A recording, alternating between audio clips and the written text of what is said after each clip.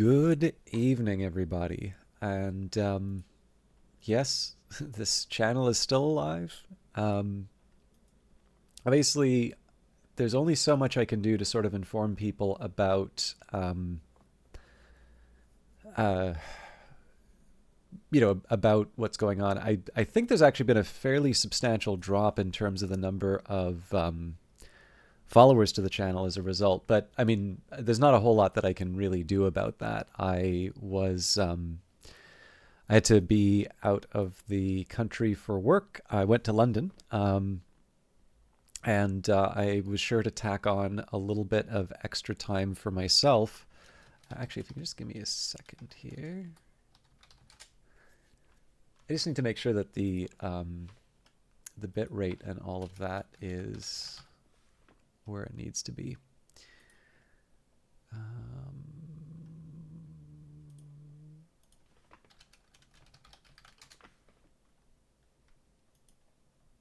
Just one more moment, please.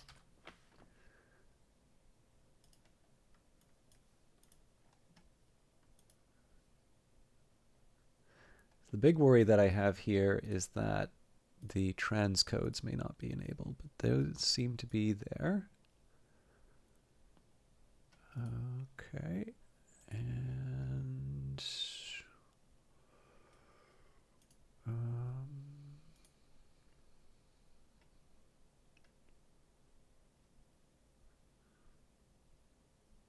cool. All right.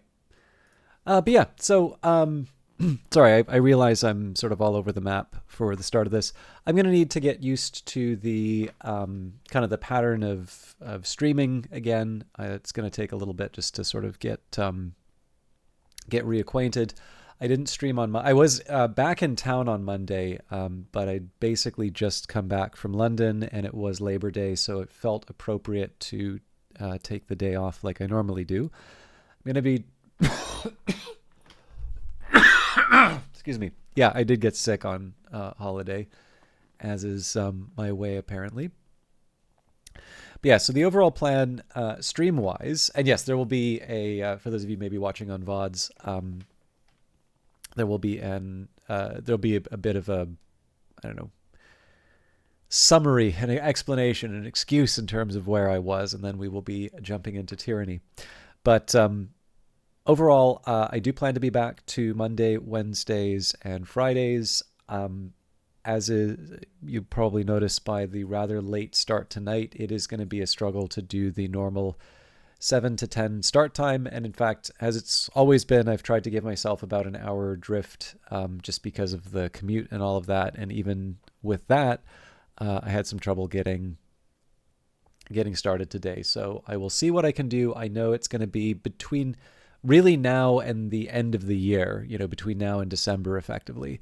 I suspect I'm going to be working very, very hard at work. So I don't think I can realistically anticipate like a major change in the plans, but I will do my best to try and hew to those start times. I don't know about this week. Sorry. I really just need to kind of clear the tickle in my throat. But in terms of games, I would like to get back to Cyberpunk at some point. I'm not entirely sure I want to do all Monday, Wednesdays, and Fridays on Tyranny, but I would also like to get reacquainted and like really make some progress with the game. So I am going to do the majority of days will be Tyranny. When I do Cyberpunk, it will be on Fridays, and where I can, I will try and say, when that's happening, as early as possible. But for now, I'm going to reserve the option of doing a bit more Tyranny, if nothing else, just so I can kind of get reacquainted with the story. A month is a long time to be away. And then for those of you who are fond of the YouTube videos, particularly the House of Light series that's been going on, my original intention was to use Tuesday, so that was yesterday, to record this week's episodes. and unfortunately, something got in the way of that, namely my sleep. But there were a couple of things to stop me from being able to get that going.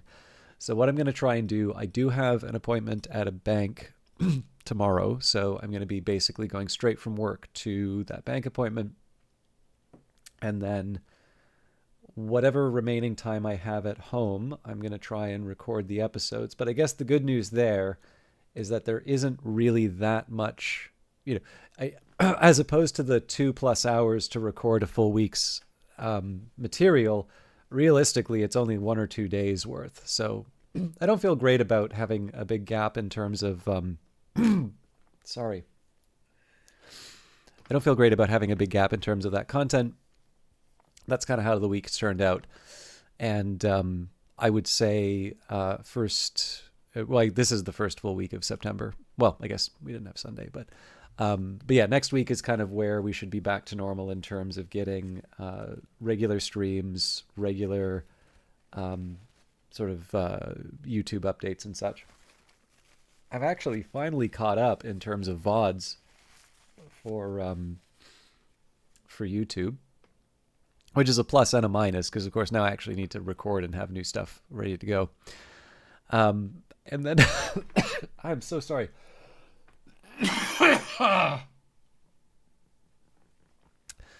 The last thing I'll just mention is that because we are on the first Wednesday of the month, the local game dev meetup is on the 17th, so not next week, but the week following. I will not be streaming because it actually has been a while since I've been able to catch up with them. A couple things I'd actually like to present, to be honest. But we can worry about that next week.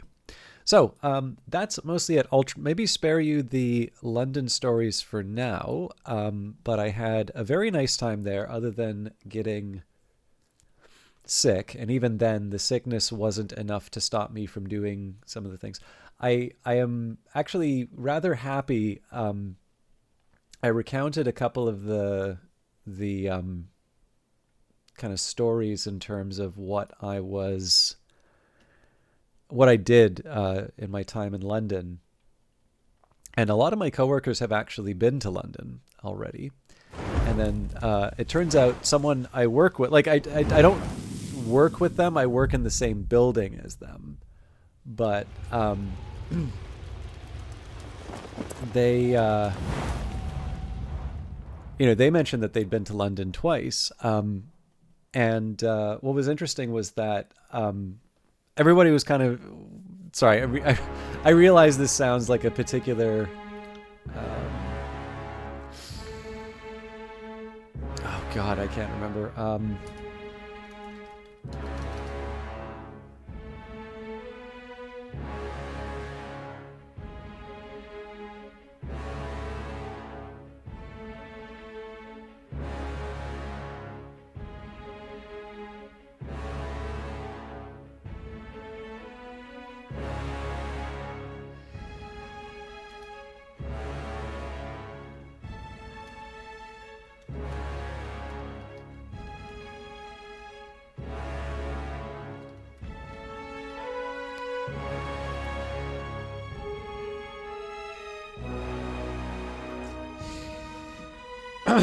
Excuse me.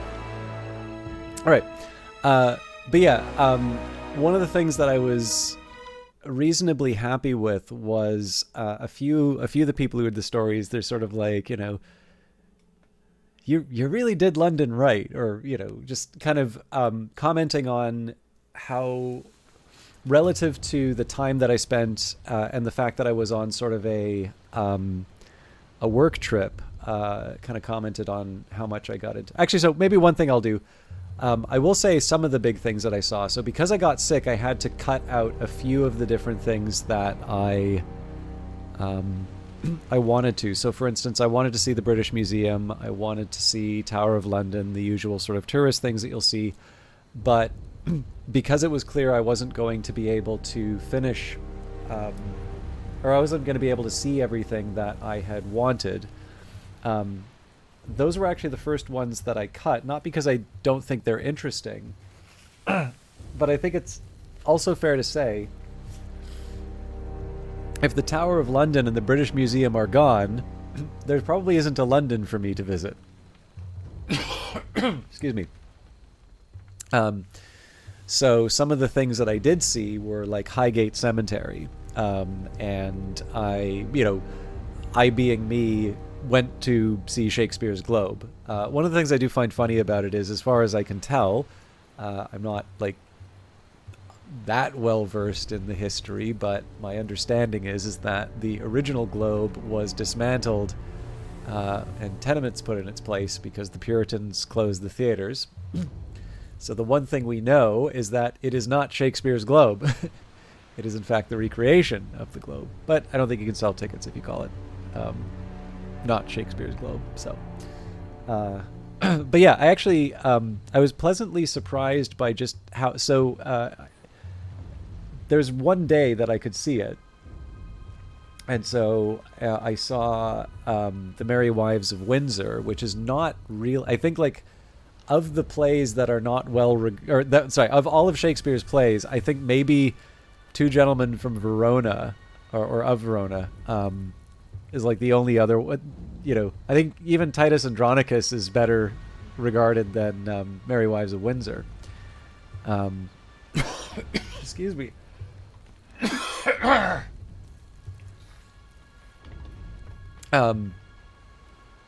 So and I didn't really know what to expect, but I'm gonna take the opportunity to see it, right? And I absolutely had to do the groundling experience, so I basically stood for like 2.5 hours to watch it, and it started raining, so I got my authentic Elizabethan experience. But I did really, so I really liked it, and I was struck by how well that play plays. It was very enjoyable to watch on its own right. I actually think I think that plot could work just as well in a modern Cineplex. It's Wedding Crashers basically. And obviously the performers are the ones who get the biggest credit for that. There is really something about seeing Shakespeare performed that I know people make a big deal about the language, but I think really being able to see a good performance of it, I think you will often be surprised at how little that can matter. Although I will also say I was lucky in high school. I was in English honors, English lit, and I was also in drama. So I was helping out with sound for a production of Twelfth Night. We were doing Hamlet in English literature, King Lear in honors English. Excuse me. So that's a bit of a gloomy reading list, admittedly.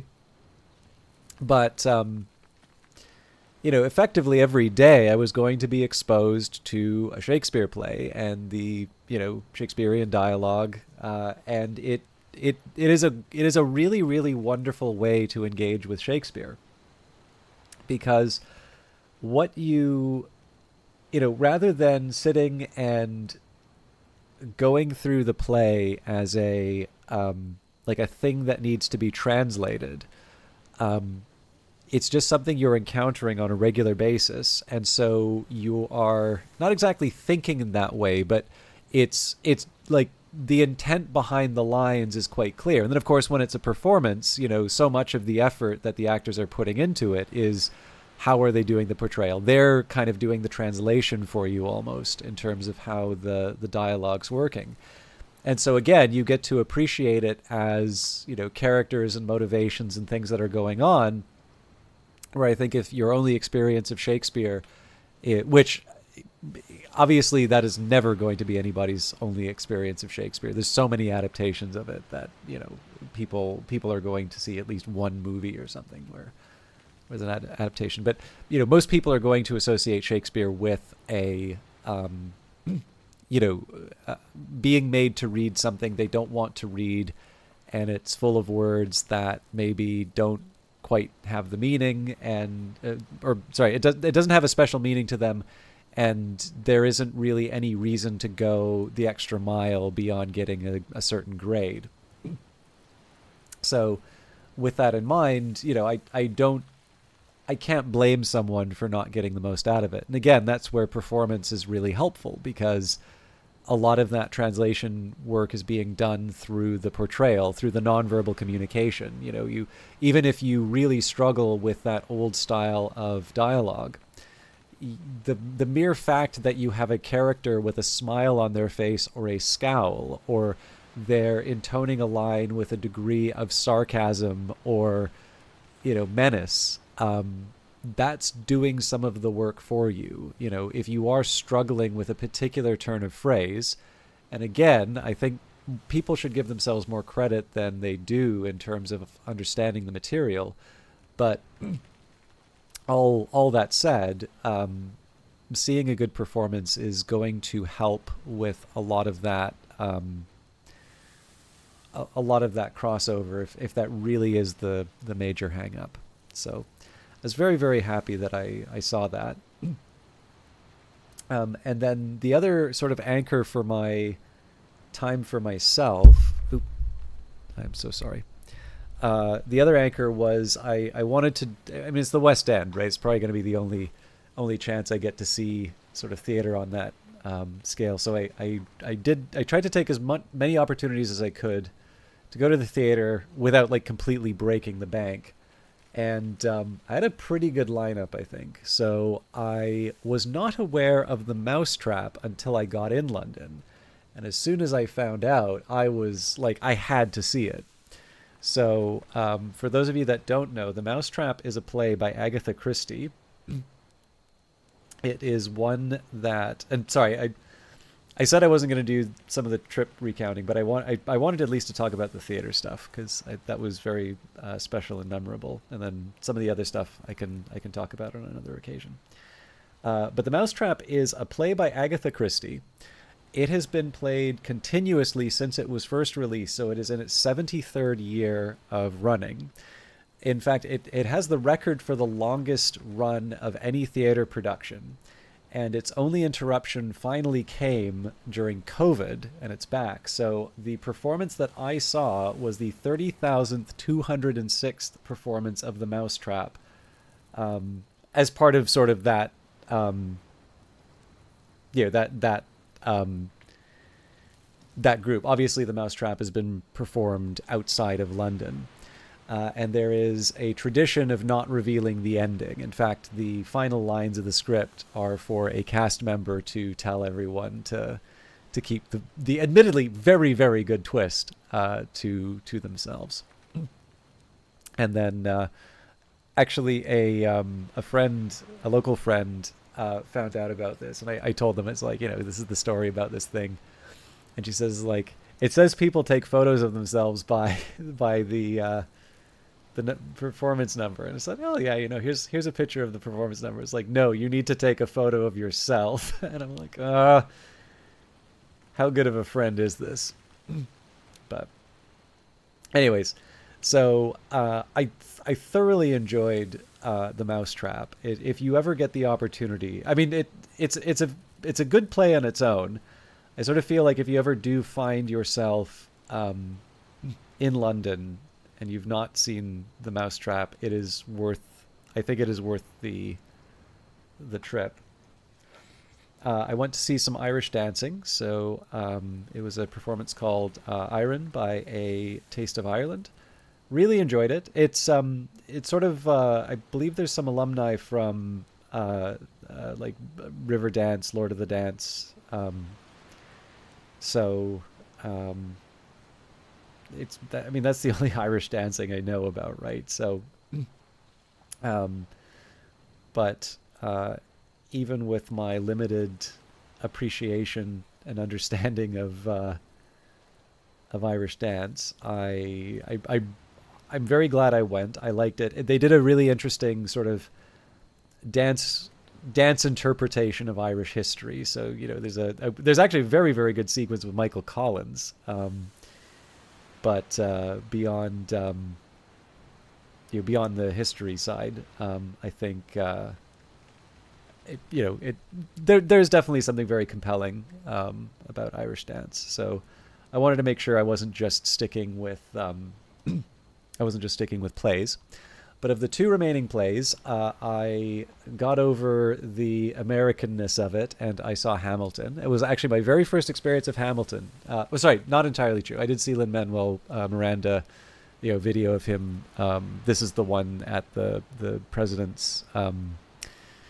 Oh God, I can't remember what the organization was, but there was like this premiere of some of the work that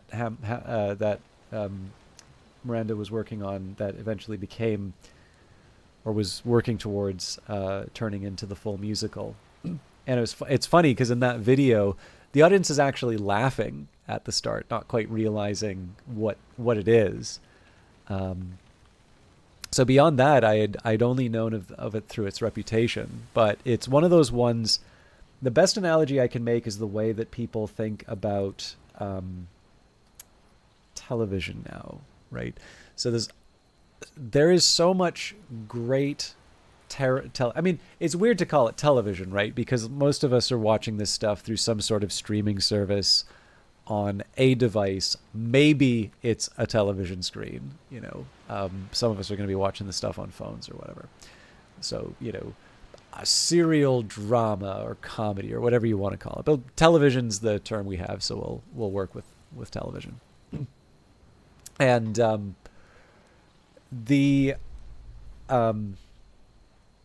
I think one of the interesting dilemmas, let's say, is that in one sense, like, there's no better time to be looking for shows. There's just so much, and it's all so good. And yet it's also one of the worst times to get a recommendation, because very often what will happen is someone has their thing, and, it'll be, what? You haven't seen Breaking Bad? Oh my God, you haven't lived. You haven't seen The Wire? Oh my God, you haven't lived. You haven't seen House of the Dragon? Oh my God, you haven't lived. It's like, and I'm like this with Slow Horses. So, everybody's got their show that they really love, and like love with an intensity that they think it is insane that other people haven't seen it. But the problem is that unless the show actually changes your life, this thing has been talked up and people insist on seeing it so much that it's never going to survive the comparison. And in fact, you're going to slightly resent it because people had been pushing you so much to see this thing, which is good, but not life-changing. So slightly worried that might happen with Hamilton. Not enough to not take the, to not take the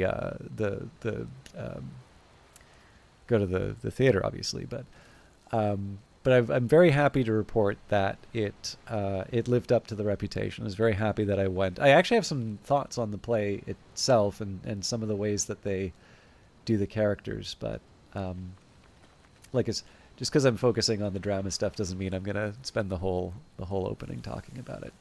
And the last one might be a bit of a surprise, but I did see the stage production of The Lion King.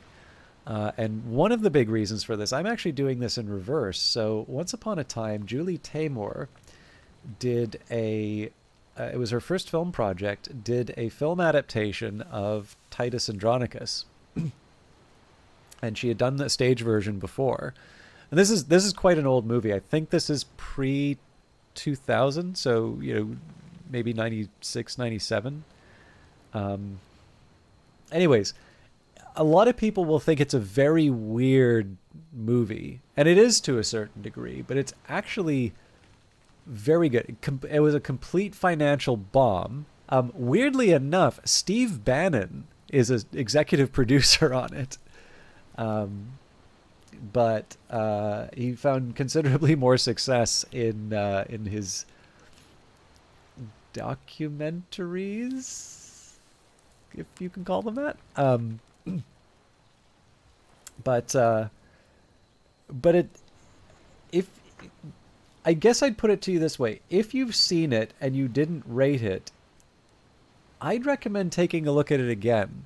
It's it is a much better movie than I think people get credit for. And I actually saw a Charlie Rose interview with her um, when she was making Titus, and she's got some very very interesting ideas, and I think gives a very good defense of the play. I don't like the defenses of Titus Andronicus that basically say, "Oh, it's a satire, it's a farce, it's don't take it seriously." I think that cheapens it. But I think it's wrong to deny the humor. That there is some genuine humor inside of it. Like it's pitch black, and you will think I'm a monster for like laughing at the bits that I do.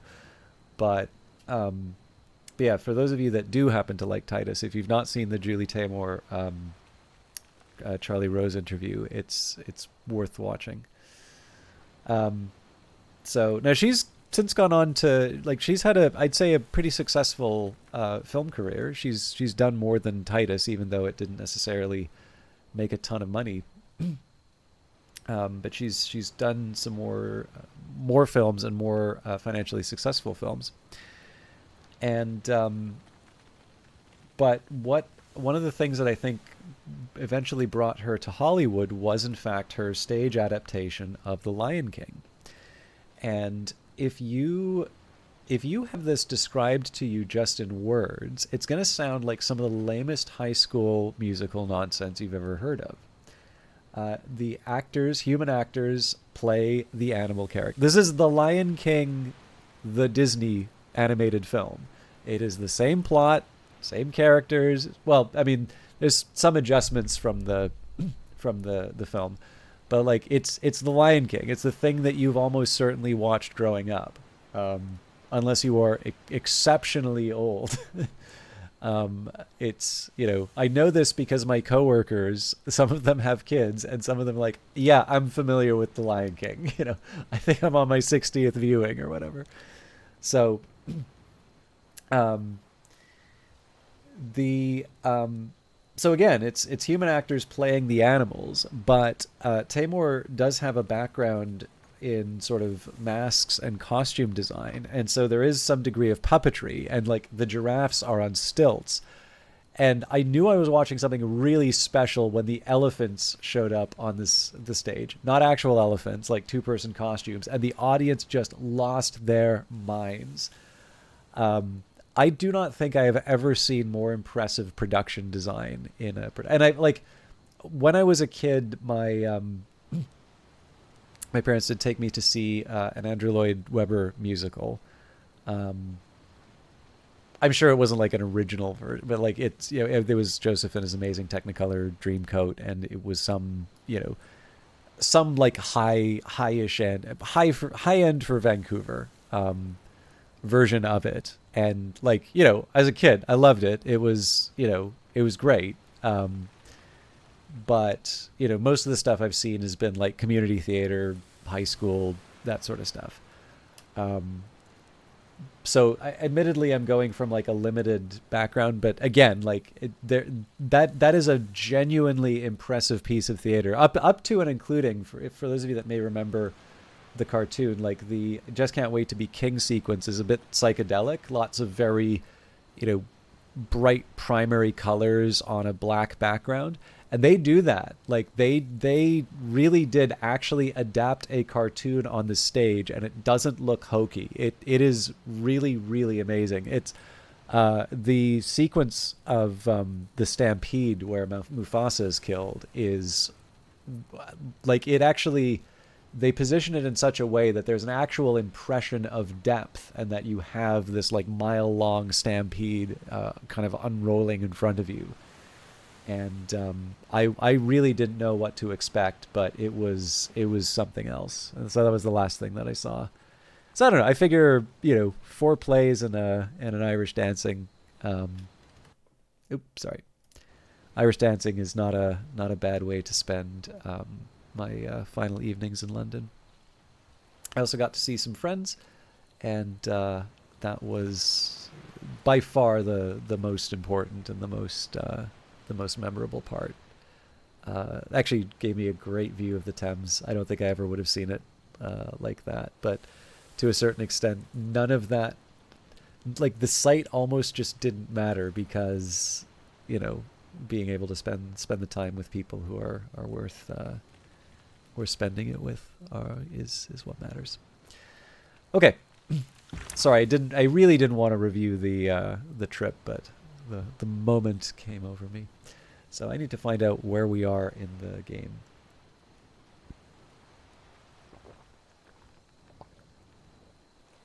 Okay. Right, now I remember. A breach between worlds. You have learned that the rebels are searching the Bladegrave Old Walls for the remains of an unbroken regent, one believed to hold the steadfast insignia. This artifact is said to have the power to resist the fierce winds of Kairos' Edict of Storms, and may be your way into Sentinel Stand Keep. Ash will want to see the artifact for himself, return to Iron Hearth, and speak with the Archon. There's a side of me that says I should probably just sleep for tonight. I got it.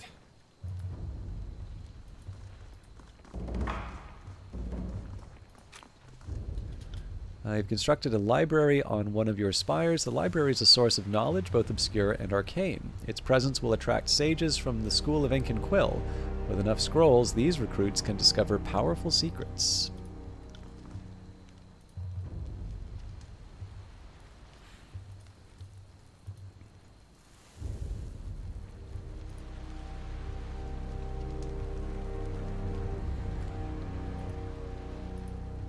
I'll see if I can find an opportunity to rest, but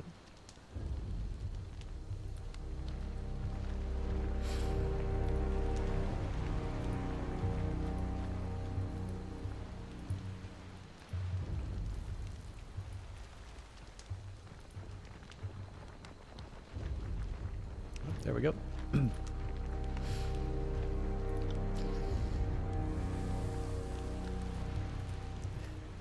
All right, it's still night.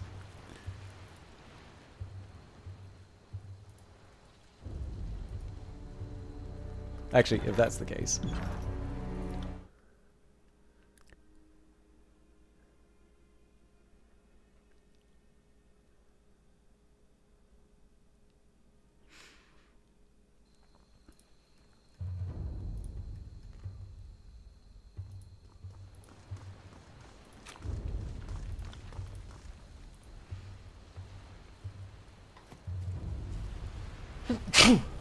Excuse me. I do kind of regret streaming without feeling 100%, and especially if I'm going to be going later. Sorry, I just need to tap out for a second. But it also occurs to me that there's always going to be another reason to not be streaming. There's always going to be another reason to not do the broadcast. So even if I do...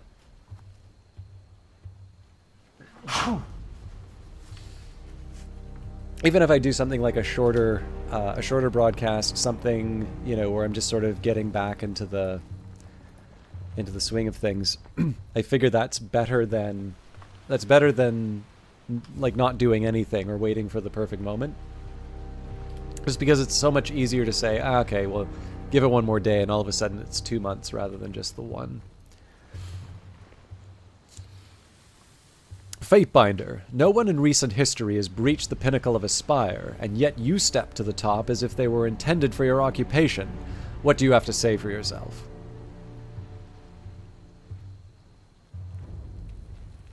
They offer certain strategic advantages. So you only regard them as tactical bastions. Perhaps that is best. Whatever power raised the spires and holds them aloft, better that you not let it preoccupy your efforts. What is it you require? I returned from the Old Walls breach. And killed the leader of the Unbroken, I understand. You've accomplished much in the name of the Legion, and devotion is a quality that I praise in my soldiers. The Unbroken will no doubt elect another rotted scarecrow to represent their interests. We had best subdue the rest of this realm before they have time to recover from the loss. He strokes his beard and ponders. You put much at stake in plumbing those ancient ruins. Although these lands are not wholly subjugated under the Empire, we are still beholden to Kairos' laws against entering the Old Walls. I appreciate that you take such risks on my legion's behalf. We can only hope that this mad scramble for heirlooms furthers the goals of the conquest. I suspect that even mighty Tunon would forgive our transgression if the war depended on it.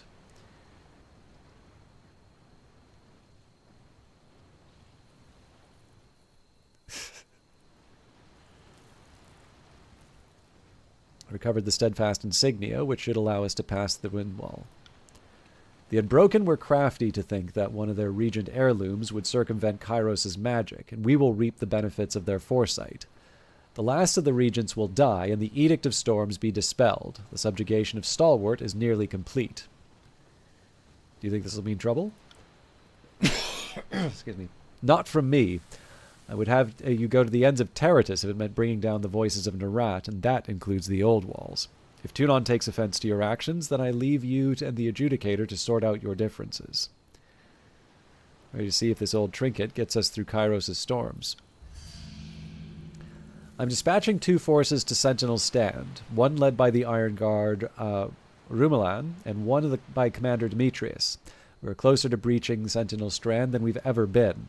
If you have questions, voice them now. Otherwise, I anticipate your victory against the Unbroken and the recovery of my daughter.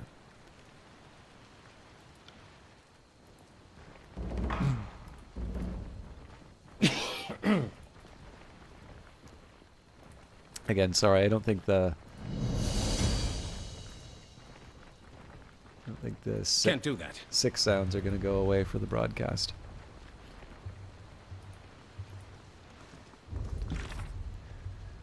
Making a stand. The battle for Sentinel Stand has begun. Now the steadfast insignia has been recovered. Multiple armies have descended upon the unbroken fortress to battle for control.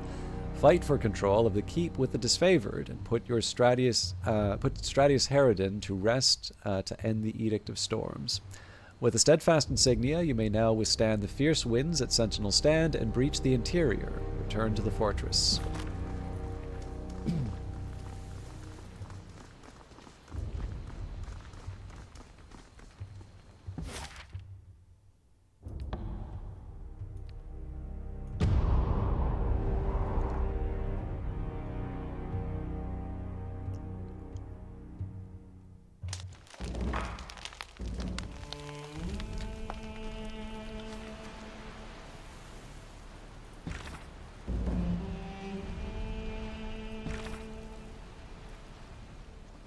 Solon, my apologies after all these years with my lectures about the fittest goat being the first to get eaten.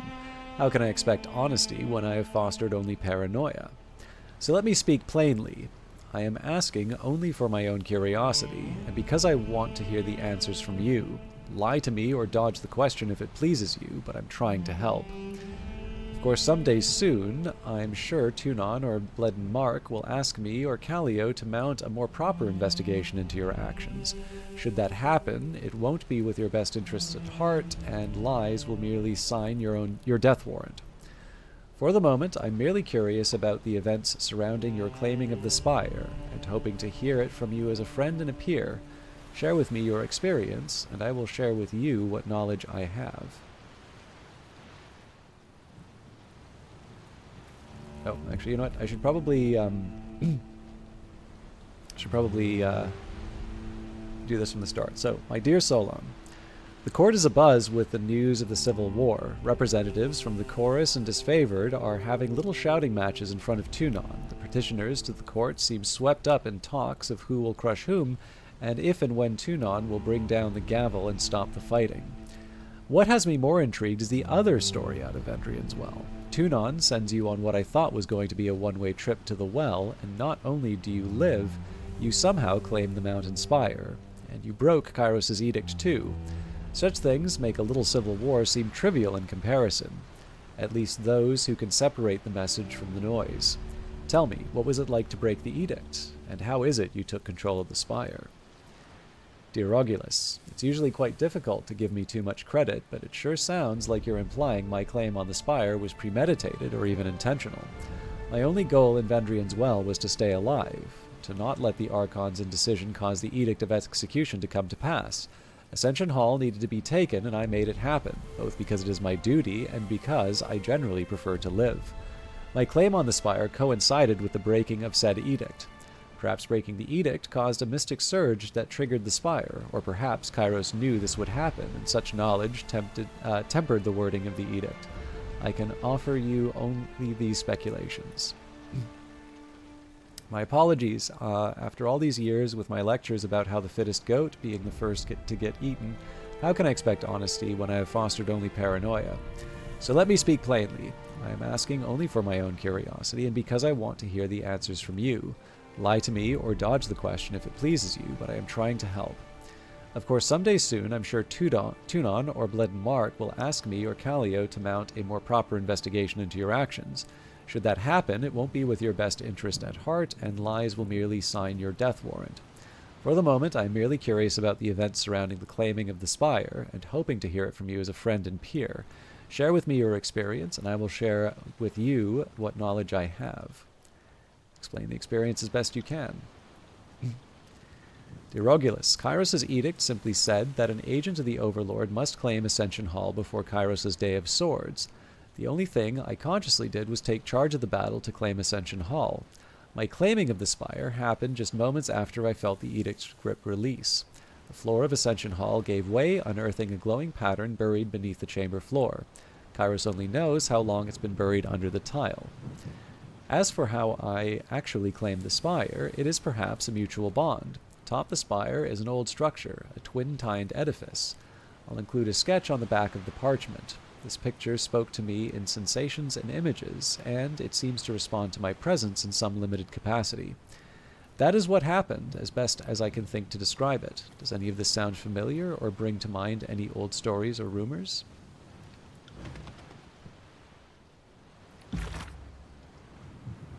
The Unbroken and Disfavored are fighting for control of Sentinel's Stand. Make your way through the war zone and pierce the tornado's wall of wind. Before we do that, our gang is building quite the little collection of spires, aren't we? The Voices of Nerat was never one for keeping strongholds, but I can definitely see the appeal.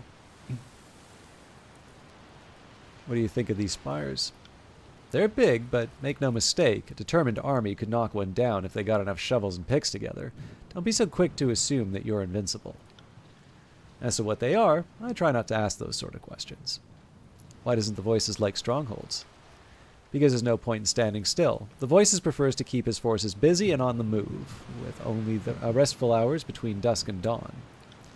Besides, fighters in motion are less likely to rise up and challenge authority. Safety in numbers, but once you get people hunkering down to discuss their problems, suddenly everyone has a reason to kill the closest gang boss. I had questions for you. What do you need? Ask about What did you travels? have in mind? Go ahead, Fatebinder. The thought has crossed... The big guy here is as useless as an... Absolutely not. I'm inclined to agree. Now see here. I'd rather watch you devour... Alright. Oh!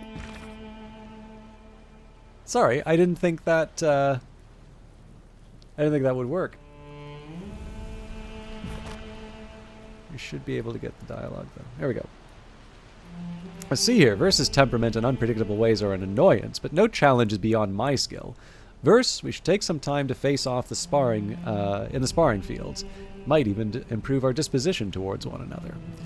I'd rather watch you devour your armor one shaved-off spoonful at a time. But since this isn't going to happen anytime soon, I suppose I'll make an effort. So, your latest acquisition has me thinking about the spires some more. By all accounts, they go as far back as the old walls. Over the centuries, the nobles of the tiers have claimed the spires, but they've only ever battled over the land at the ground level of the monuments. I've never seen the glyphs of a spire light up in all my years. Not until you show up. If this were an isolated incident, I'd be confused.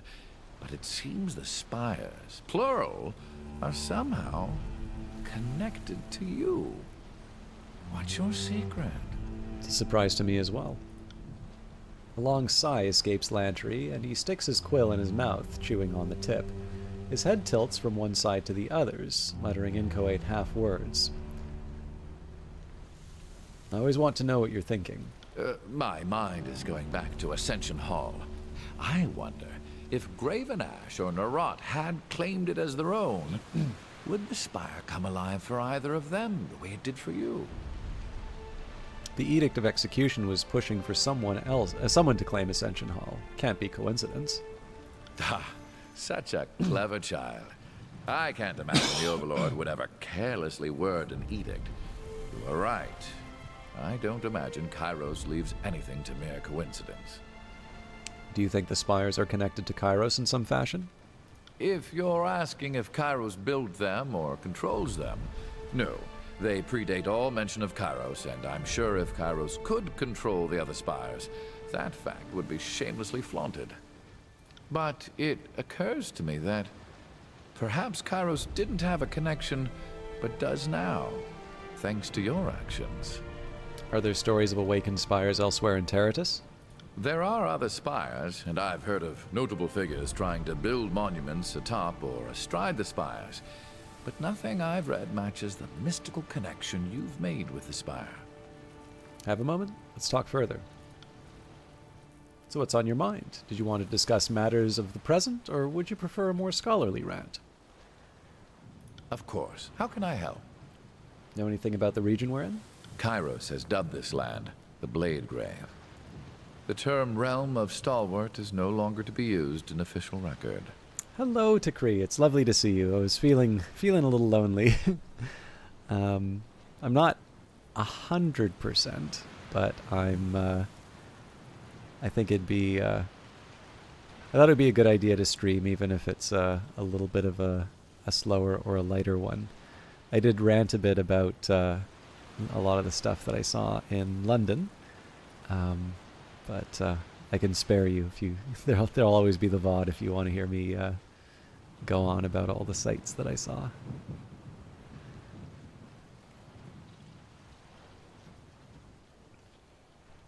Of course. How can I help?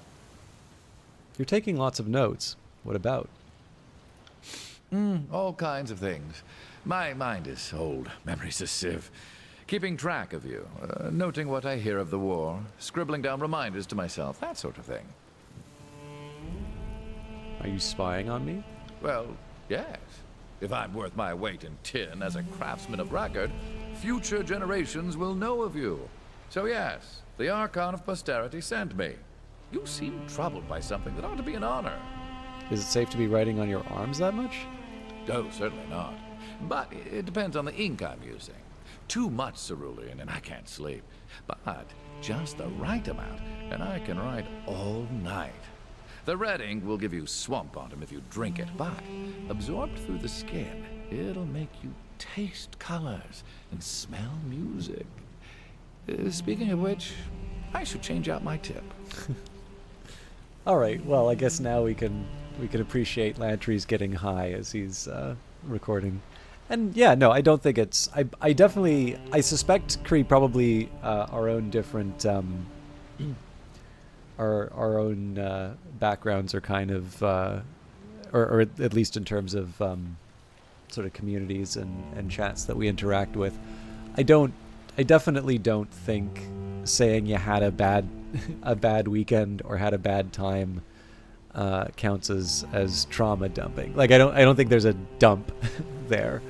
I'm obviously very sorry that happened, and I hope. I mean, most of all, I hope that things pick up. But insofar as I can be a distraction, or at the very least a neutral and inoffensive Canadian accent for some time, I'm happy to provide the distraction. Sorry, just a second. I don't know if I have a full broadcast in me, but I'll try and make sure you get your money's worth. But yeah, no, it's a rough. No matter what happens, a rough weekend's never a good thing. So I am happy that you feel you can share. Not happy that it happened, and please don't feel you need to hold back. I use 3 kinds: sepia, cerulean, and a red that's never the same shade. My recipe needs work. I like having 3 colors, but they also provide different states of mind for writing. Earrings sound fun. Can I try them? I can't in good conscience poison you. Then hand it over. I'll poison myself.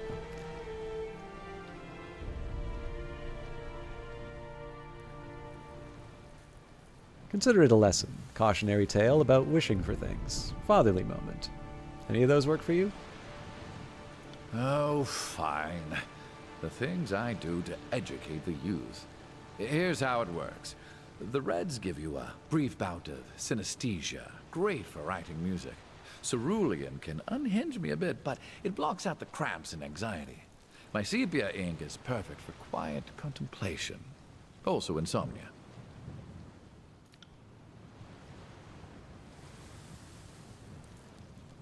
Plucking several vials from his bandolier, Lantry looks at you expectantly. Let's try the sepia ink. Made from only the finest cuttlefish. Lantry hands you a tiny ceramic vial. Dipping a finger into the ink and tasting it, your tongue is assaulted by the sour taste of improperly cleaned squid. What do you think? Think back. The proclamation of fire still lingers. No matter where you wake up, it still smells like a campfire. Nobody seems to notice. The cups you hold stay warm, which would be nice if you were back home where it was cold, but in this miserable heat, a chilled beverage is rare enough. You were used, a living conduit for magic that lingers for somewhat conditional forever, and the tissues of your body are still crisp at the edges. Painting. I'd say it's I'm working. just getting high. Sit and enjoy that for a bit. It'll wear off soon. Lantry replaces his vials in his bandoliers and turns his attention to writing notes on his sleeve. Also, hello, am I right?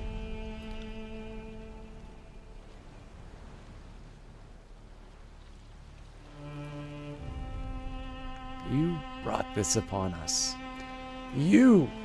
The Skyblade coughs a couple of times and clears her throat. We underestimated the forces of Kairos. A smile plays at the edge of her lips. You will too. Looking forward to helping them stamp the rest of you out. I hope you bleed, she growls, and her eyes roll back as she succumbs to her wounds.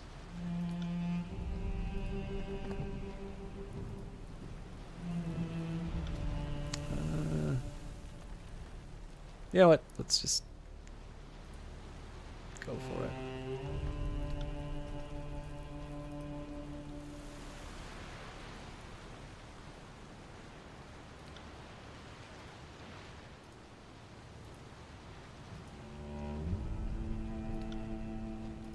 Right, curious.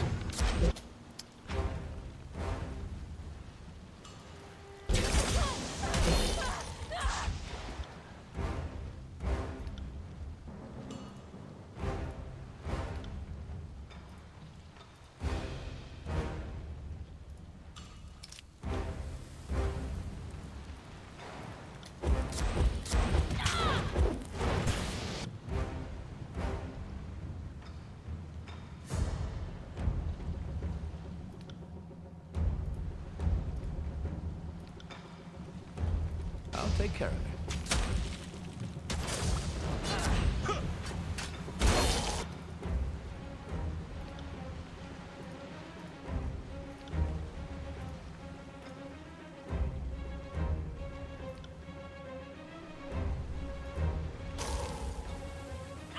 I didn't realize you. I knew that you played. I knew you played the Obsidian games, Kree, but I didn't realize you were a fan of Pillars of Eternity. I know you've heard me kind of complain about the specialized names that they use for everything, but Yes. what maybe the better way for me is that this is the one thing, right? Is like I don't like when somebody says they like something and then the immediate response from somebody is like, well, I didn't like that thing. So I think the better question here is, what was it about? Yeah, well, this is just this is it. Like anytime I kind of go on those rants, my hope is always that people, like, if effectively, the comparison is like their own feelings on. Weirdly enough, sci-fi is the most common one I hear, which is funny because I think science fiction is spectacular. Like I think we've talked about A Scanner Darkly previously, but the better one to ask, because I know we've talked about Pillars of Eternity, but I've always sort of talked more so about some of the challenges that I had with it. What I've never really talked to you about, and I think is a more interesting conversation, is what was it that attracted you to it? What is it that sort of made it such a special game? I think I'll skip the tower shield for now.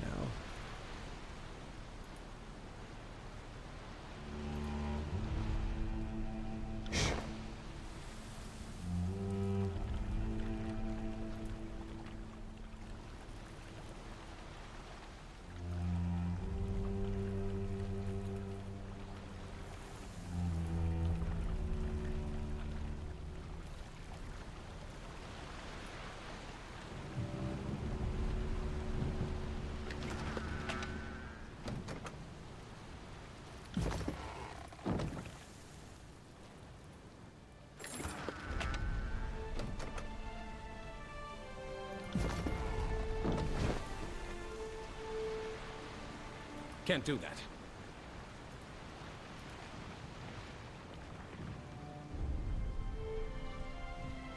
Don't let these dogs cross the bridge. If the Unbroken breach Sentinel stand before we do, I'll have every one of you vermin flogged bloody while the great general watches. Iron Guard Romulan grimaces and worries her throat, raw from barking orders over the fury of the storm. I'm not reporting to Ash unless we take Sentinel stand, and that goes for everyone in my unit. We don't see Iron Hearth, and we don't see home until our mission is complete. Ah. She pumps her fist twice in the air, and her soldiers reflexively mirror the gesture. Rally to that talking pillar of iron. Janos waves his weapon to direct the Unbroken. She can't hold the might of Stalwart back from our seat of power. Betray the Alliance. All of you stand down. I've seen enough battle to know that this is getting us nowhere.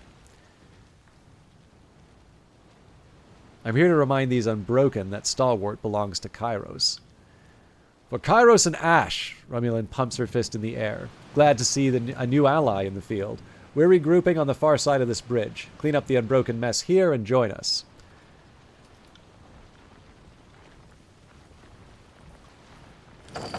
Damn it! I'm not. For realsies, I did enjoy the story. I got pretty far before losing the save data, so it's been hard to go back, but I do want to know how it ends. And I've just finished a book series that I really didn't like just to see how it ended, so that goes a long way too. Completely fair. Excuse me.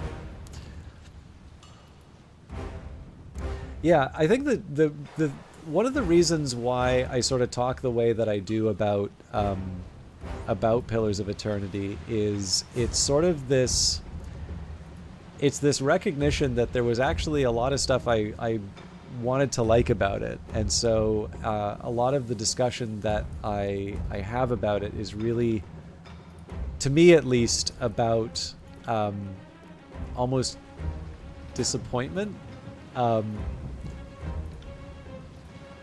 which I feel is a little bit different from sort of meh, I didn't like it. I'm here Although to make I appreciate that can be a fine distinction in some cases. But I expect at some point I'm going to try it again.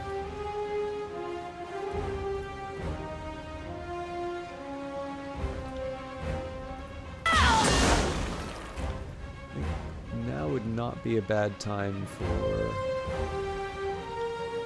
Clash of Iron.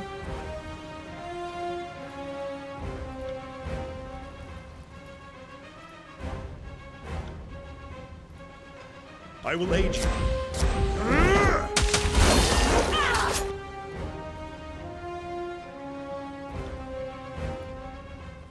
Let's do it. You and I will me. aid you. At once. I got it.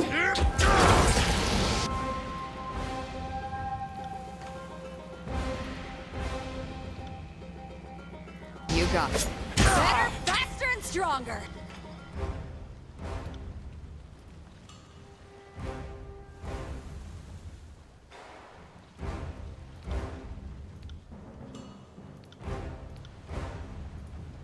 Not a problem, boss. Okay.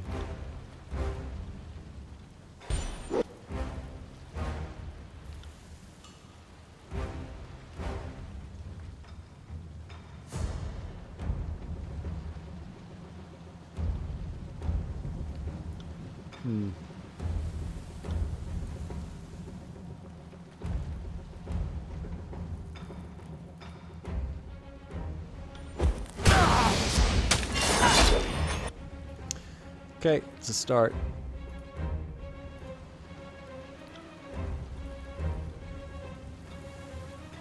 Right. I've got you now.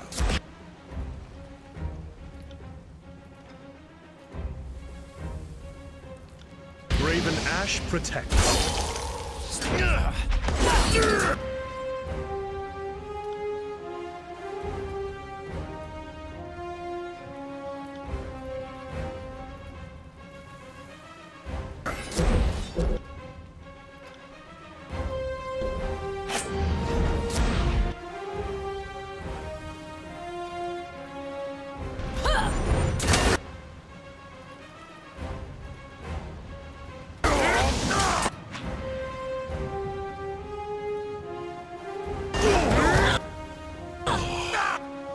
Alright, well, so much for that.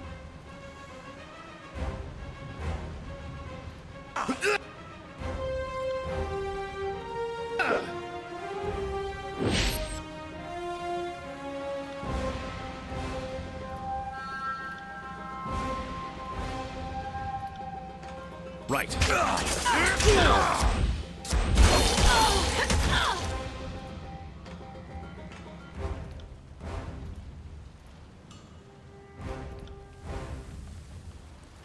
I will aid you.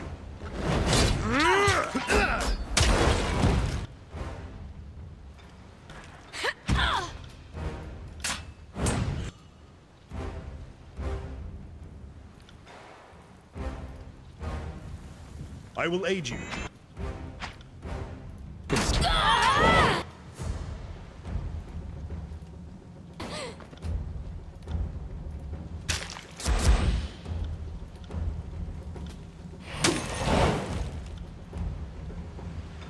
Okay.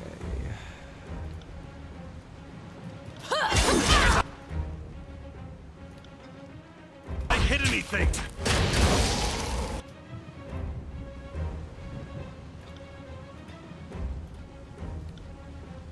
You got it. My armor is.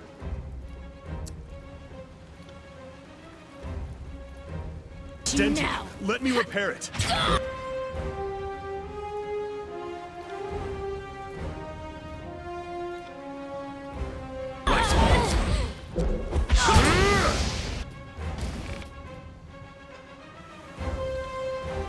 I got it.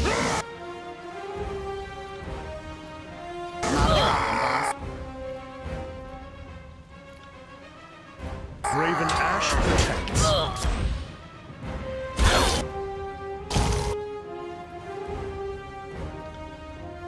I'm gonna be lucky if Barrack survives this, but I don't quite feel like I'm ready to blow healing consumable. Blood spills. I'm going down. God damn it. I feel like if the pathfinding for Lantry was better.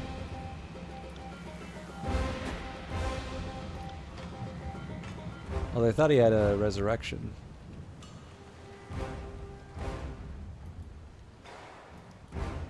I'm afraid not. Bleed out, you.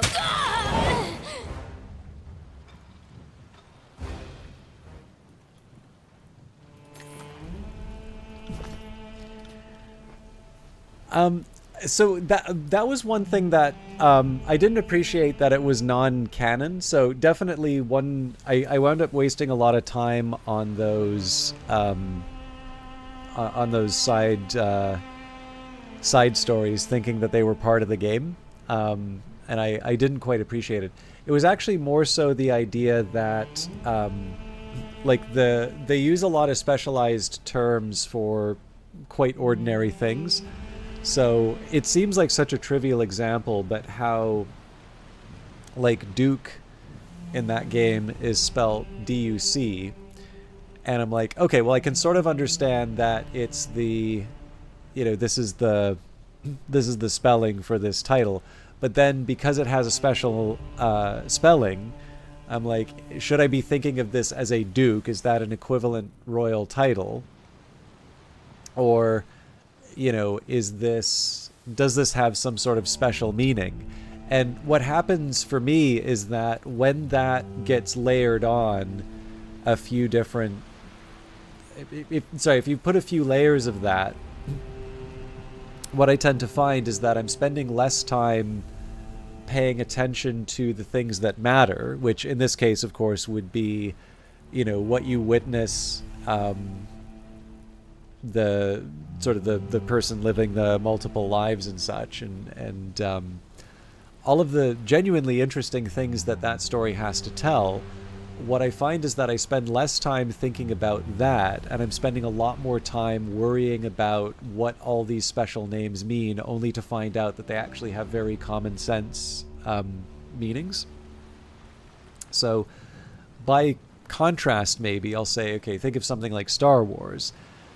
I can understand that there are different levels of Jedi, but Jedi are like they're a new thing, right? So I can appreciate them as an analogy, but it's, what we don't tend to see would be something like, the highest Jedi is called a Prince Jedi. And then I don't need to worry. It's like, okay, is there a level higher than Prince or whatever? And it wouldn't be like spelt P-R-Y-N-S or something. So in that case, right, you can have something that's completely new. Maybe you appreciate through analogy, but it's like, okay, yep, these are the people. These are like the good guys. These are bad guys. Here's who's so-and-so's boss. It's easy to sort of establish an order and get onto the stuff that matters reasonably quickly. And in the case of something like Tyranny, right, we know that there is the Overlord Kairos. We know that there are the Archons, Tunon the Fatebinder, Graven Ash, and so on and so forth. I know that I am a Fatebinder, so that puts me in some kind of hierarchy within Tunon's court. But a lot of the other terms in the game are quite common sense ones, and so I get to focus on the world of Terratus, and I get to focus on things like edicts. And, an edict in this game is different from what you might expect in other contexts, right? So generally when we think of a real-world edict, we tend not to think of magic, but it doesn't present a considerable conceptual leap. Like when you understand in this case that Kairos is a great magician, and their use of edicts Can't do that. is one of the ways that they bring about their will in the form of the Come at me. oh, all right, in the form of their sorry, it's their form of magic, but specifically their form of magic that allows them to conquer the world. There's also meaning that's created through that, right? Like this idea here that the edicts draw power from almost this sort of acceptance of the population, obviously says something about the nature of the tyrant's control. And I suspect that the game will play with that in an interesting way. So again, it sounds like such a silly and trivial thing to get worked up about in the case of Pillars of Eternity. But it actually did represent a case where I wanted to like the game and I wanted to enjoy and engage with it. But what I found was that it was making some fairly large demands of me in terms of my attention and my like where I was putting that attention in a way that I didn't necessarily feel was being rewarded. It's a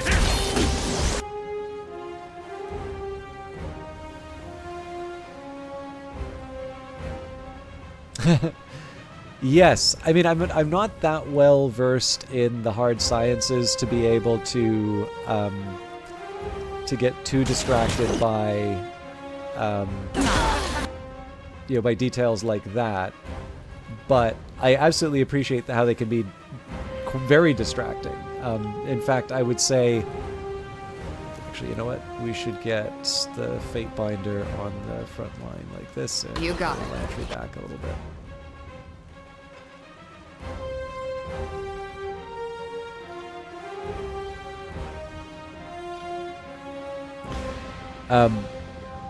But yeah, like in some cases, they spend all this time trying to establish some sort of. Actually, if they're heading for. You got it. Okay, there we go.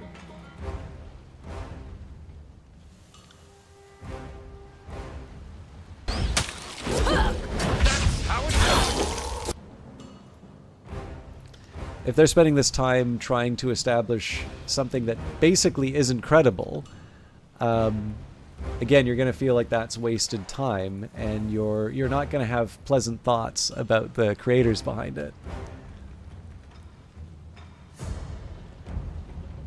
Yeah, that's fair. Like, I'm not.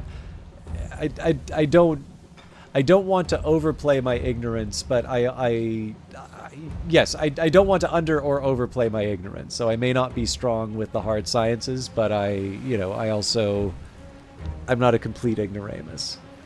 And it's a shame too, right? Because there are some interesting traditions of science fiction that do actually take the time to try and explain how these things work, and feel it is actually important that you be able to justify some of the steps that it takes. Oh dear.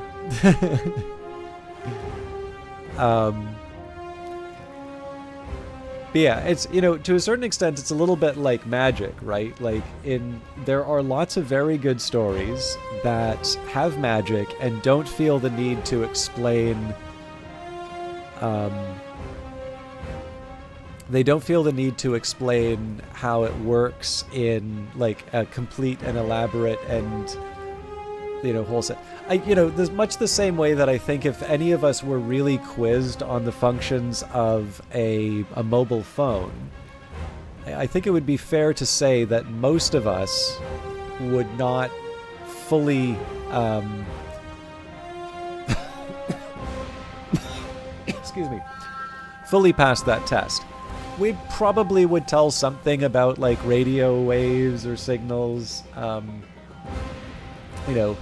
There'd probably be something said about digital signals now, and the idea of, there's a few different ways that we could at least sort of gesture towards the ideas. But the truth of the matter is that if we were really asked to put down, this thing that you may be watching the stream on, how does that work?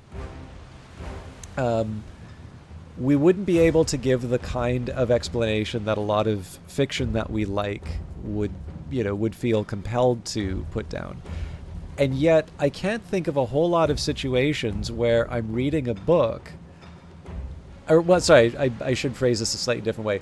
Like, it does feel in some cases that books are written and the author assumes that I'm going to be asking for this level of detail, even though I go through my life without requiring that to believe the function, or GPS, right? I don't have a very good understanding of the theory of relativity, but I understand that basically satellites don't work unless that is, is a is a thing, right? And it's confusing. It's not an intuitive way of looking at the world. It's one of those reasons why people have trouble with it. But, you know, we have many very clear examples of how it works. You know, like it's one of these things where if you don't believe it, that's fine, but your revealed preferences are that you want to get the benefits from sort of the world working that way. And so I sort of feel that that's kind of a distinction without a difference. Sorry, I realize I'm not being super coherent here, but I'm still not 100%. So, you know, again, there's some really great science fiction which is in that tradition of hard science fiction that does actually want to concern itself with the science, and that can be interesting in its own way. And I think one of the reasons why that becomes interesting is because the people care and know the science. You know, it is a way for someone who is really passionate about a subject. It's a way that they can share that passion in an entertaining story. But you can also see how people can get excited about that stuff and be bores. And so it's important where you can to let the excitement and the inherent charisma of some of these subjects come through, just as it's important not to get too tedious about it. And then, of course, there's some of what I think people would call the soft science fiction, which, you know, I understand that there may be individual preferences that consider it, you know, a lesser form of science fiction or something like that. But I don't know, like, surely we're at the point now where we can appreciate Philip K. Dick as, like, really good stuff and very enjoyable. And so, you know, in that sense, right, I don't really think, you know, the stuff that really sells me on A Scanner Darkly is not necessarily how that world works, so much as the, you know, the story and the experience that that's describing.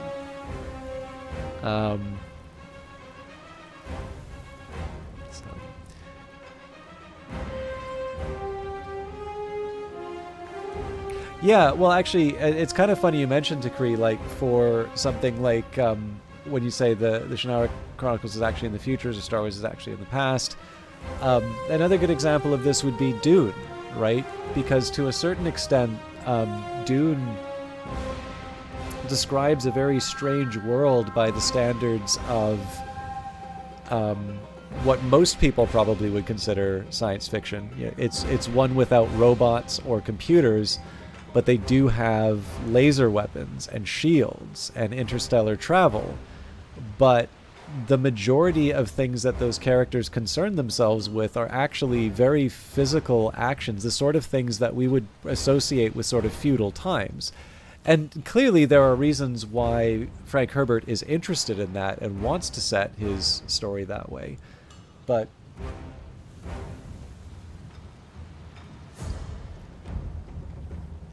you know, it's not necessarily, like, you know, it's probably just as well that it takes place, you know, something like 10,000 years in the future.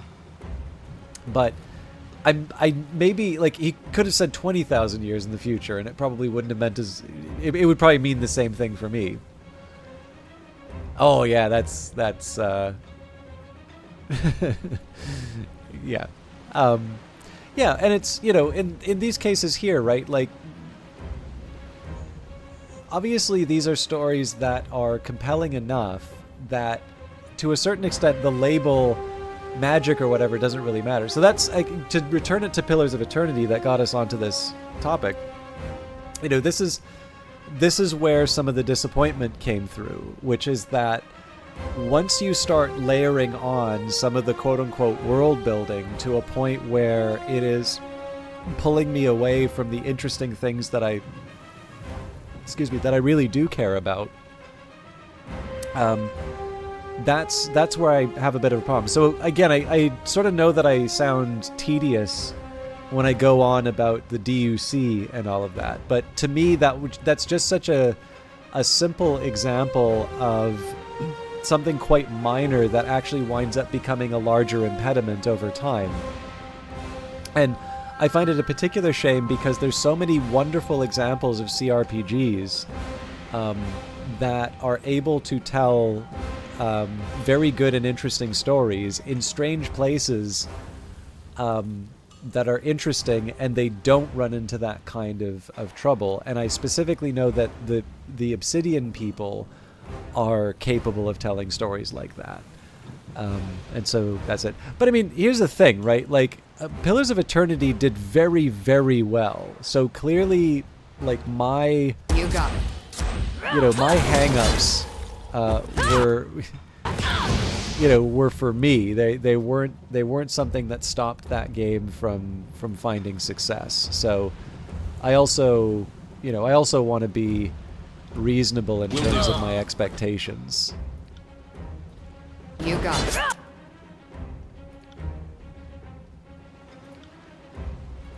I will aid you.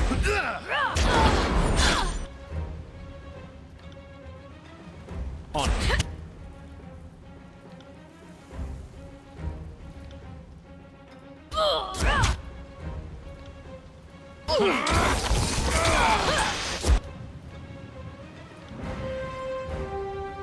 I'll take that.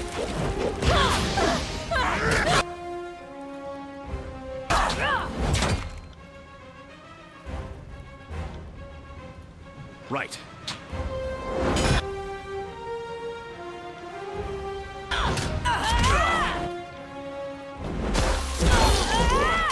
Where you are.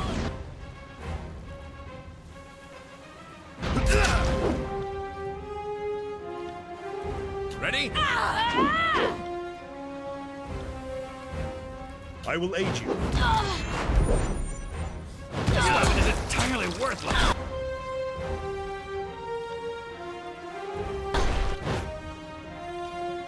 I'm on it.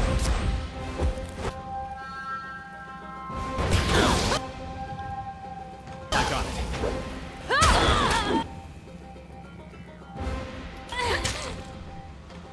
I bring glory to you. Thank you for your help, Fatebinder. The soldier salutes you. What's going on? We've been cut off from our lieutenant, Romulan. He dusts himself off a bit. She said that she was trying to secure the bridge before they figure out how to push past the wind wall. He glances over his shoulder and frowns. The Unbroken won't stop until they've pushed our troops from Sentinel's stand. They must know that we're close to breaching Kairos' magic. He nods and sets his jaw. Back to the fray, then. Graven Ash protects.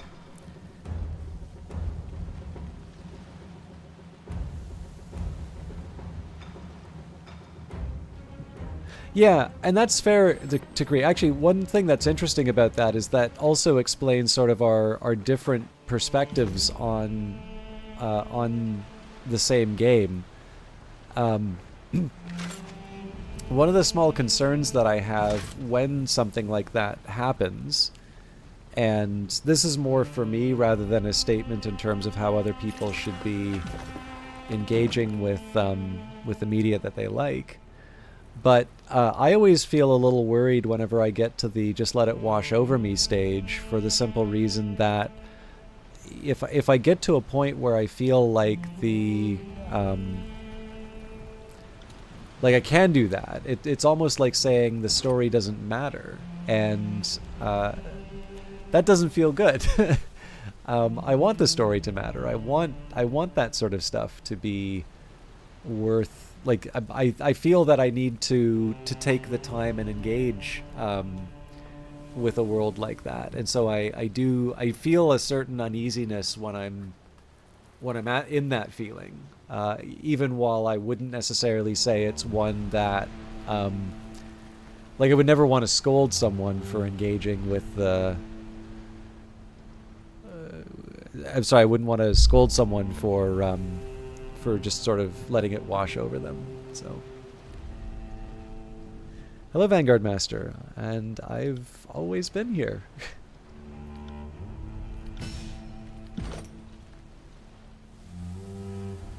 All right.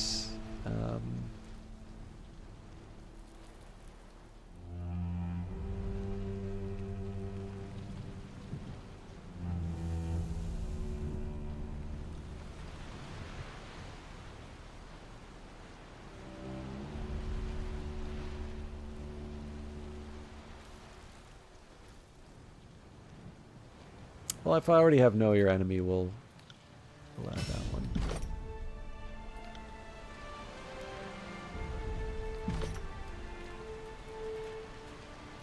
I'm also going to do a quick save here.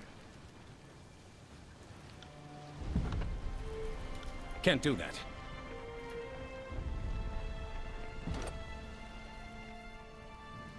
Alright, tempting to climb down, but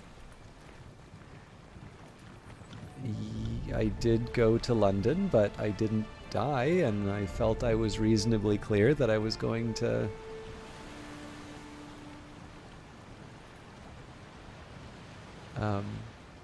is gonna be taking some time off. You can't tell if the recent battle here caused this destruction, or if it has been this way for a while.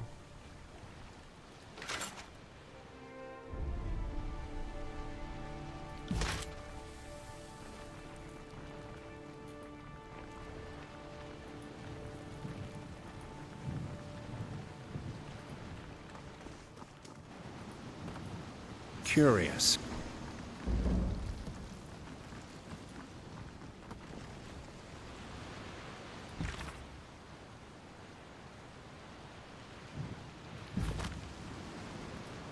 That wasn't so hard.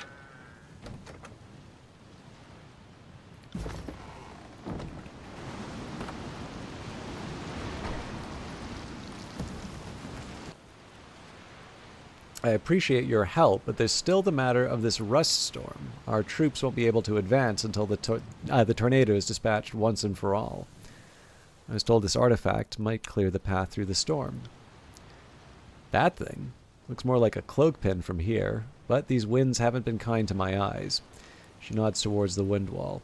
If you can get us through the storm and into the heart of Sentinel's stand, I won't question the will of Kairos. Lead on, Fatebinder.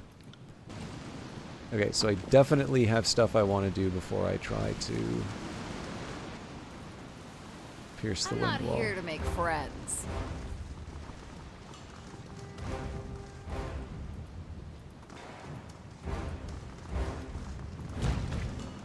Ugh! 4 tallies to the butting. Sorry. Okay, looks like you're just going to be cheap about it.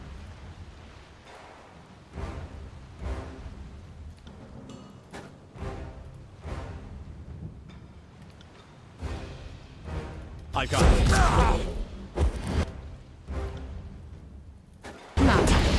Harsh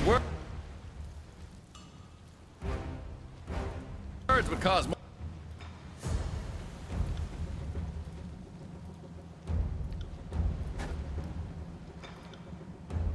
Sorry, can't do that.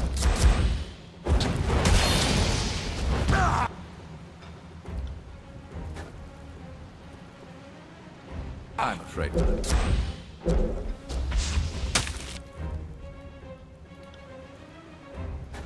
Yeah, no. This weapon is entirely worthless. Crap. I bring glory to my guild.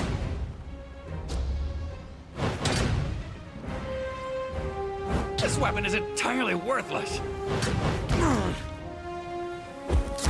I'm getting too old for this. Sorry, I can't.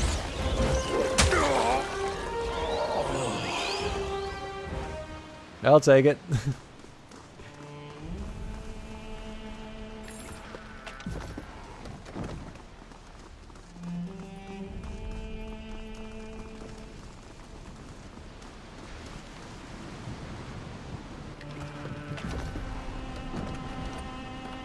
An abandoned well with a rusted gear wheel. Force the wheel, use brute strength to force the wheel to turn and bring up the bucket, or fashion a bypass with the rusted parts to raise the bucket.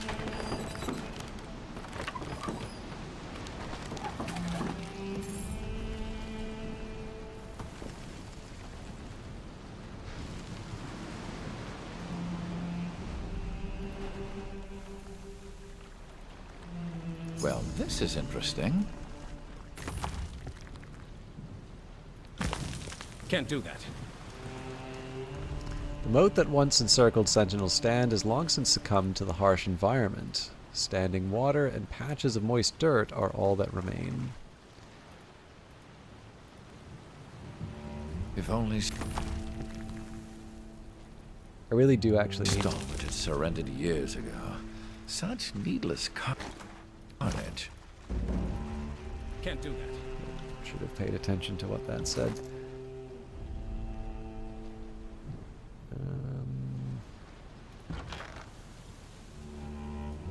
Damp mission report. The disfavored mission report dates back to 430 TR. One entry stands out from the meticulously organized whole.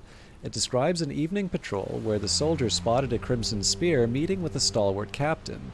Whoever wrote the log must have intended on reporting it to their superior officer, but fell in battle before they had a chance.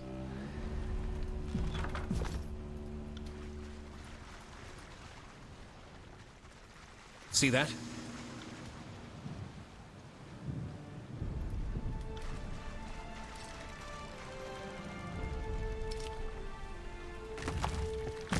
Can't do that.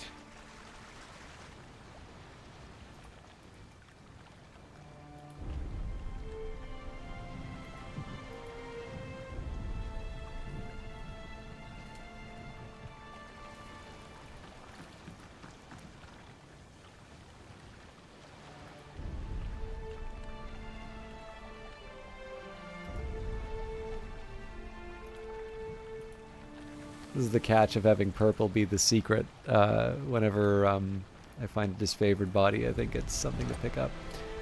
Rocky slope. Several boulders are clustered underneath the edge of this cliff. With enough care, you may be able to scale the rocks down the dry riverbed.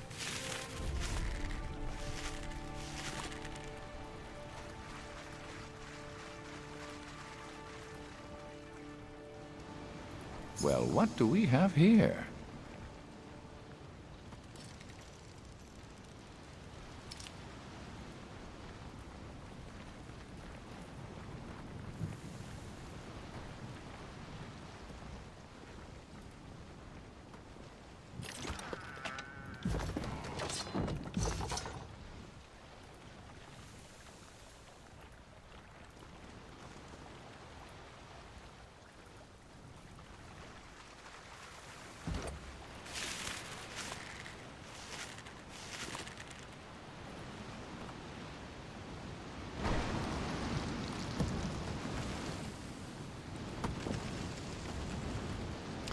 All right. I know I haven't been the most animated tonight. Again, I don't know if I can do a full duration stream, but I am going to take a small break just so I can get some more water and maybe try and clear my throat a little bit. So again, I'm not 100% sure how much longer I will be going, but I do need a little bit of a break. So I'm going to pause here. I hope that some of the music will come back. And what I will at least try to do is, so it's not me just doing a break and then signing off, I will try to, I figure we'll at least get past the wind wall, and if I can't do a full stream, I'll at least try and find a good moment in the game to wrap up. But for those of you that have either just joined us or have been with us for a little while, now would be a good time to get up and get a glass of water, have a stretch, otherwise take care of yourself. And I will try and be back as soon as I can. See you in a bit.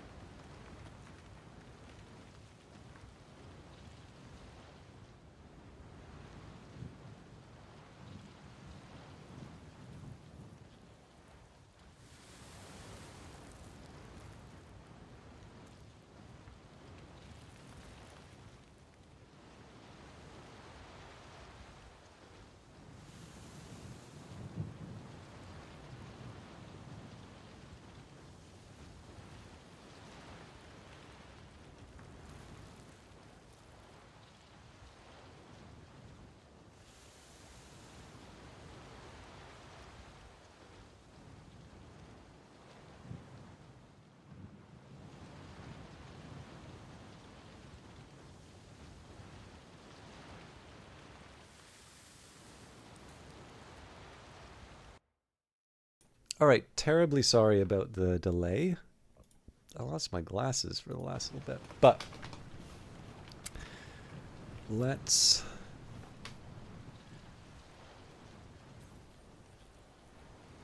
Thank you, Tikri.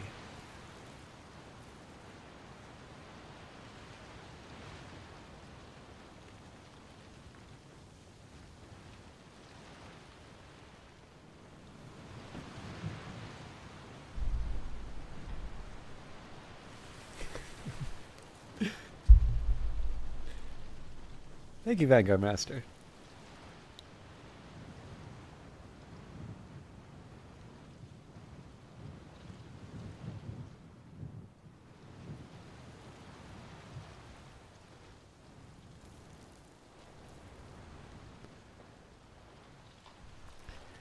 All right.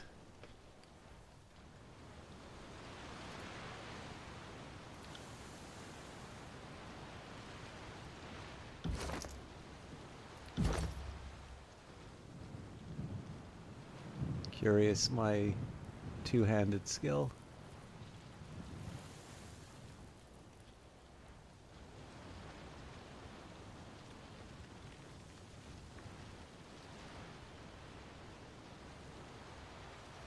For some reason, I thought my lore was better, but learn something new every day. All right. Let's see what happens.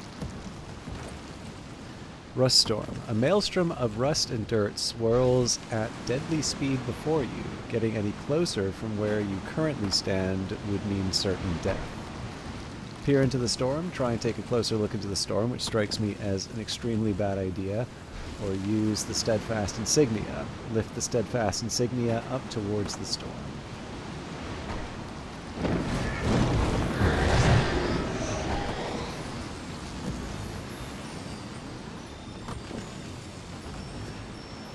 The wind wall parts as you hold the steadfast insignia aloft. Dust and debris swirl around a cone-shaped absence projected before you, which stretches into a tunnel of breathable air.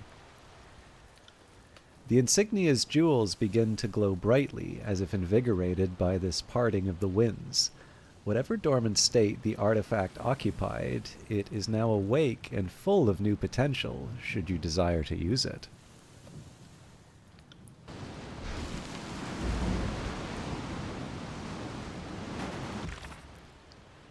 The steadfast insignia has created an opening in the rust storm. The path to Sentinel's Stand Inner Keep is clear. You should be able to confront the forces inside.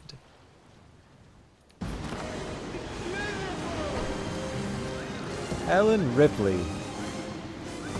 So I'm just going to give the arc a minute.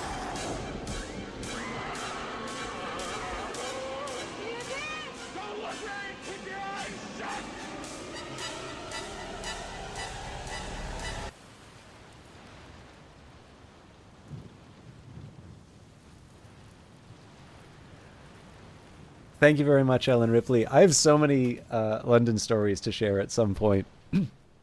Very, very happy to see you. I also know you've probably been seeing my terrible trolling in Outworld's chat. But welcome back. I will caution... Well, I mean, it's an hour now until I complete the normal stream length. But we'll see how far I can get it.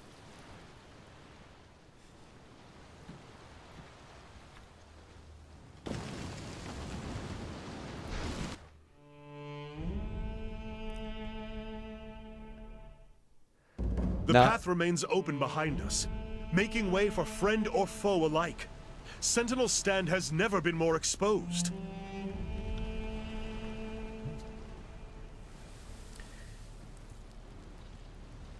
And yeah, no, it's never, it's never an obligation. Oh, sorry, one second.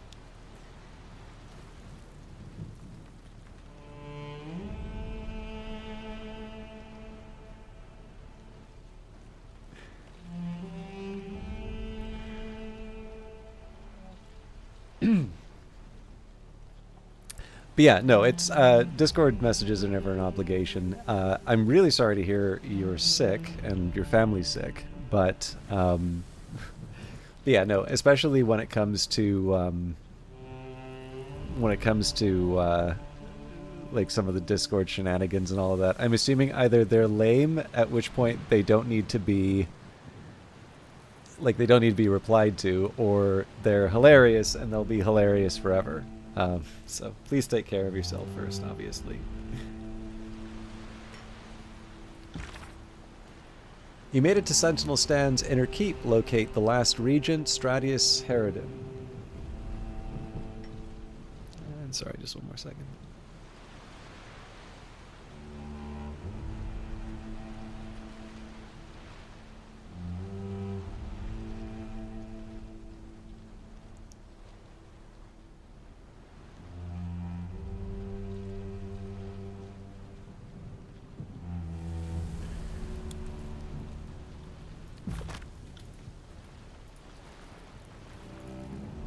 The walls of this keep have been beaten and chipped away by both the storm and the bitter clash between the disfavored and the unbroken. Can it be? A figure approaches through the storm. Regent Skyblade seems to approach and welcome you. Dawning realization comes to her expression as she hoists up her weapon in a stance of challenge. Announce yourself, invader. We haven't sat in the eye of the storm this long to become slaves of Kairos.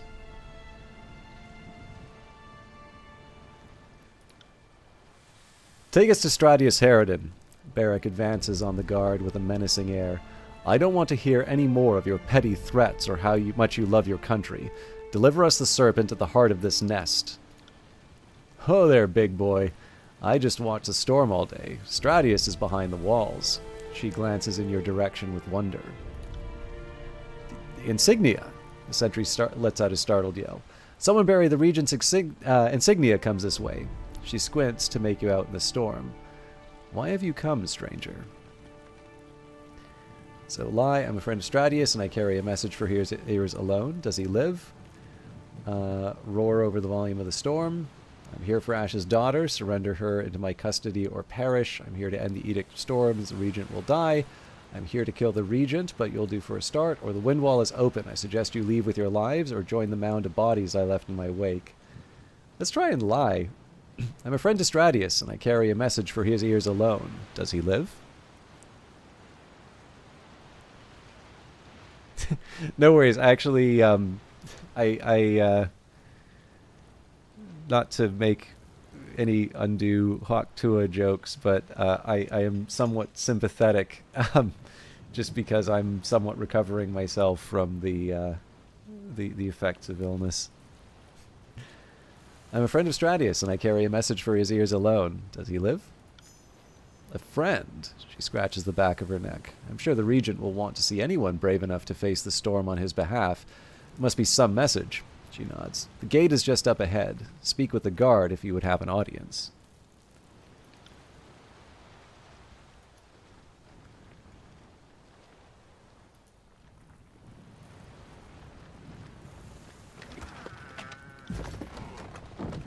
Yeah, it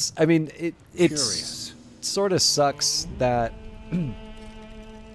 it happened when I was in London, and I'm better for the most part, but obviously I'm not gonna...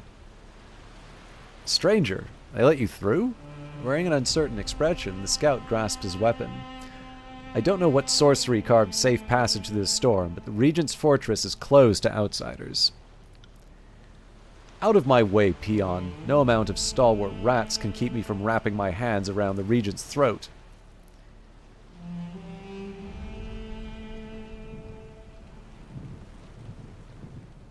I've come a long way for an audience with the regent. He blinks and takes your measure. My reason compels me to doubt your words, but something in your bearing tells me you speak truth. He sighs. You've wasted your time, outsider. It's up to Kairos to end this edict. Nothing will move the regent to negotiate. I wish that Herodin was more inclined to negotiate for a better option, but he's leaving that responsibility in Kairos' lap. He acts as if he can wait out the storm until it passes, but the rest of us aren't so sure. That sounds like a challenge to me. If you wipe the grit from your eyes, maybe you'll see that we've come with more than honeyed words at our disposal. I think the Regent mistakes his place in the matter. He is the one who suspends this war with inaction, and will be only too happy to strip him of that distinction. I suggest you turn back the way you came, however it is you got here, and inform your superiors that we will not be budged. He hesitates and prepares to speak further. A voice bellows from the other side of the portcullis. "Stay your weapons and raise the gate. I would speak with our guest." He looks over his shoulder and frowns. "Step forward and present yourself then. Keep a respectful tongue, and you won't have any trouble."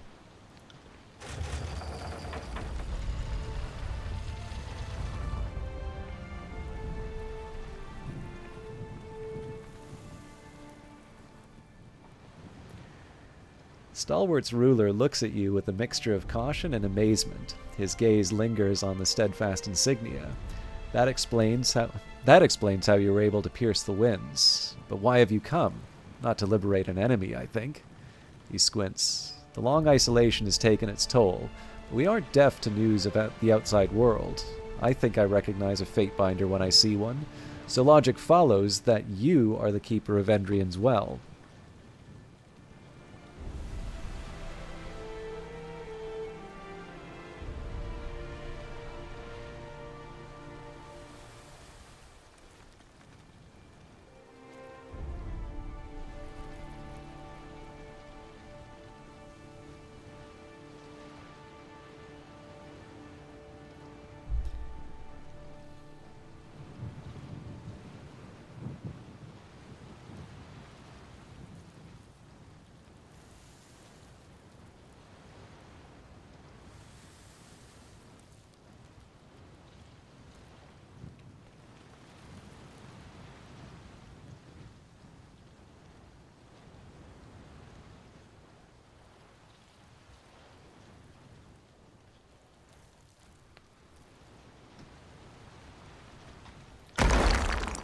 Harridan! Varric pounds his fist together hard enough to shake the earth. "Come out and face us, coward. You've dodged this reckoning long enough." The Regent blinks. "Do I know you? Your face, what little I can make of it, eludes me." He sniffs and returns his attention to you. "Your friend here seems a mite unstable for emissary work." "You're not wrong. I'd say he's unstable for any kind of work." "We've survived in the Overlord's prison for over a year. I live on, and so the Regent bloodline endures. Even the disfavored couldn't breach Kairos' wind wall when the edict crashed upon our heads, though I'm less certain how you managed." He regards you with a hint of resignation. "You didn't travel this far to deliver terms of surrender, did you?" "So, the storm is destroying your people. Surely you must see the madness in prolonging the inevitable. I'm Kairos' agent, and you will surrender your disfavored prisoners to me. I'm here for the daughter of Graven Ash. I was hoping to talk some sense into you first. I came for the clear skies, but it seems I was misinformed. Or I'm here to end the Edict of Storms by delivering your head to Graven Ash. The storm is destroying your people. Surely you must see the madness in prolonging the inevitable. I'm not ignorant of my part in the equation. The edict can only be ended with the blood of the last regent, just as Kairos decreed." He nods. "I must warn you, I haven't survived this long only to be cut down by Kairos' lapdog. I endured the war, the disfavored suicide march, and the long isolation of this storm. I won't make it easy." Kairos drafted the Edict of Storms to punish the defenders of Stalwart for hiding behind the walls of their keep. The wording of the edict specifies that the death of Stalwart's ruling family will end the storm. To this day, the locals are welcome and encouraged to assassinate their former ruler.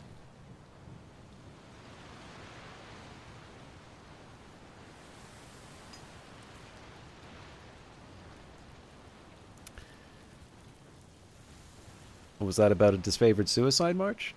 Actually, sorry, we should maybe just check these because it probably won't let me go any further. You could have ended this edict long ago.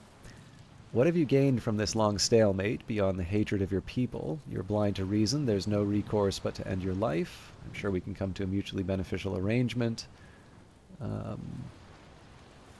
Was that about a disfavored suicide march? In the second year of the war, my personal forces captured one of Graven Ash's elite legions. We divided their numbers for our own protection, some here, others at Duskwatch, with plans of bargaining with Ash for their lives. You preyed on the Archon's love for his troops? Monster! The war came to a, shall I say, climactic stalemate when a disfavored force amassed around Sentinel's stand to drive us out and liberate our prisoner. A thoughtful expression overcomes him, but he dispels it with a shake of his head.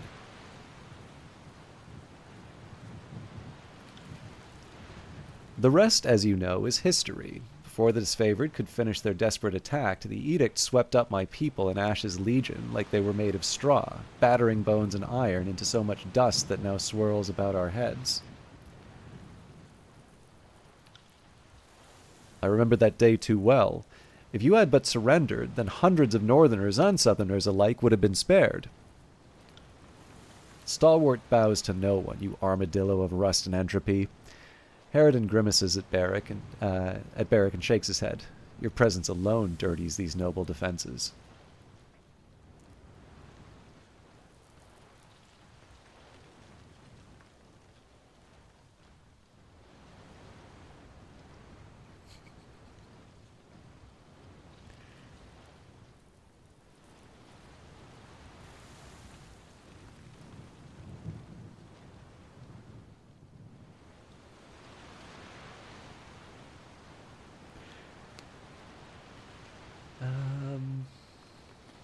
What have you gained from this long stalemate beyond the hatred of your people? He hesitates to answer at first, then screws his face into a grimace. The people do not know what is best for Stalwart. We need a strong leader who understands the traditions of the realm, whose blood is a part of that storied heritage. If they spite me for preserving our strength here and outlasting the war, so be it. I did not accept this mantle for adoration. What have I gained? I have kept Stalwart alive in this self-imposed prison, whatever else you may think. The desperation to reach this place and end my life only confirms the righteousness of that decision, as hard as it has been.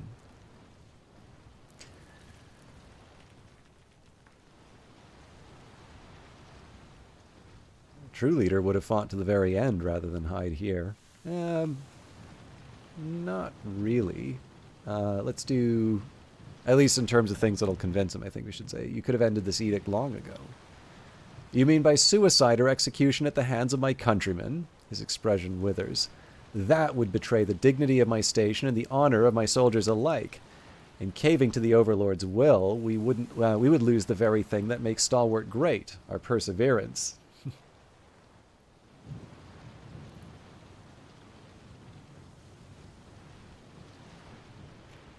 Sorry, just 1 second.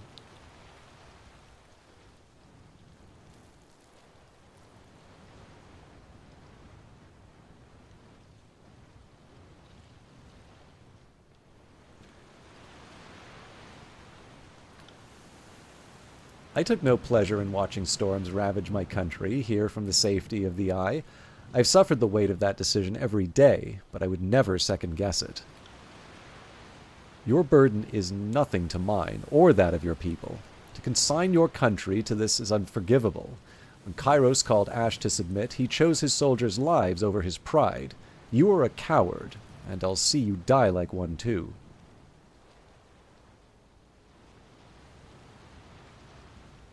I'm going to end the edict one way or another. Will you help me or not? I will not, and you're a fool to think I would accept such an outrageous proposal, given everything that it represents.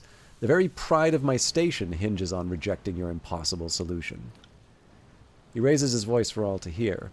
As regent of the great realm of Stalwart, I eject you from any courtesy or invitation that holds you to these walls, and banish you from my lands. Would anybody else like to make an empty gesture? Seems like there's plenty to go around. Typical that attendants of Kairos present no agreeable terms.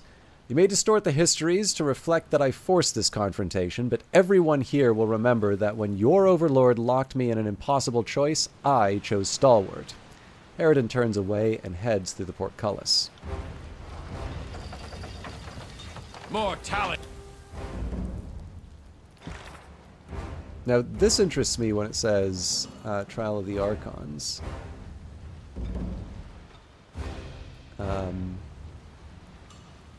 It's evidence against Graven Ash. Disfavored attempted to bribe you to get iron weapons. Wanted the steadfast insignia. Either unqualified or undermanned to take Dusk Watch by force.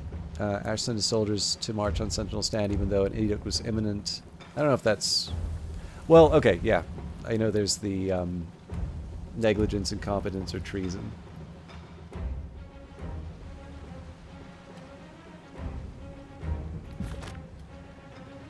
Okay. I think everybody's going for the Fate one. No, it looks like they're going for Verse. Probably the back fighting. a few people up. Count. Okay, that works.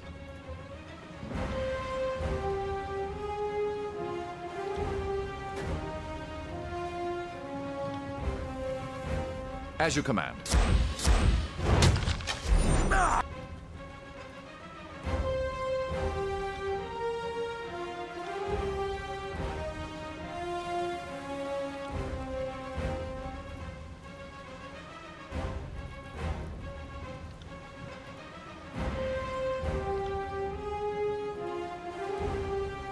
As you command.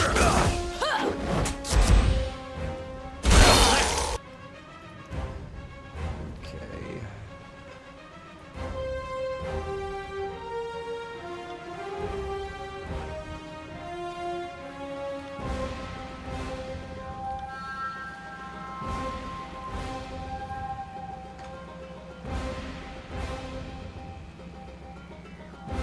On it.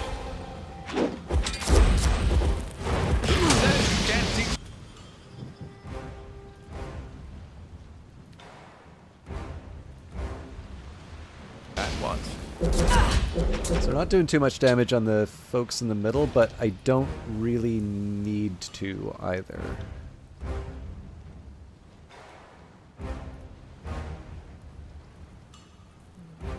So maybe a At heal. once.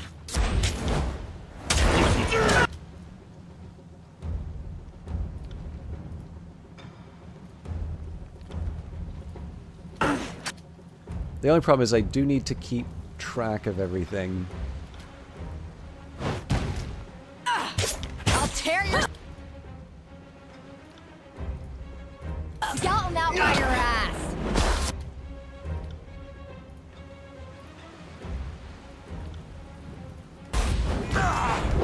How did I miss that?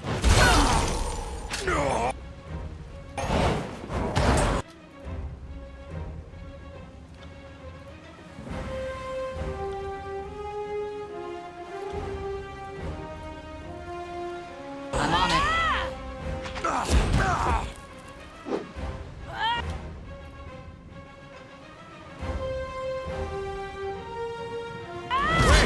I did that? I do like some of Lantry's lines.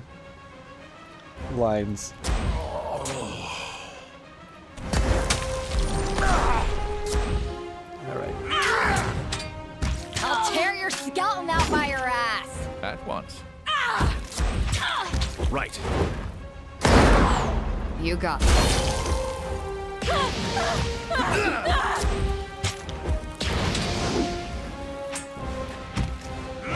Try a different weapon.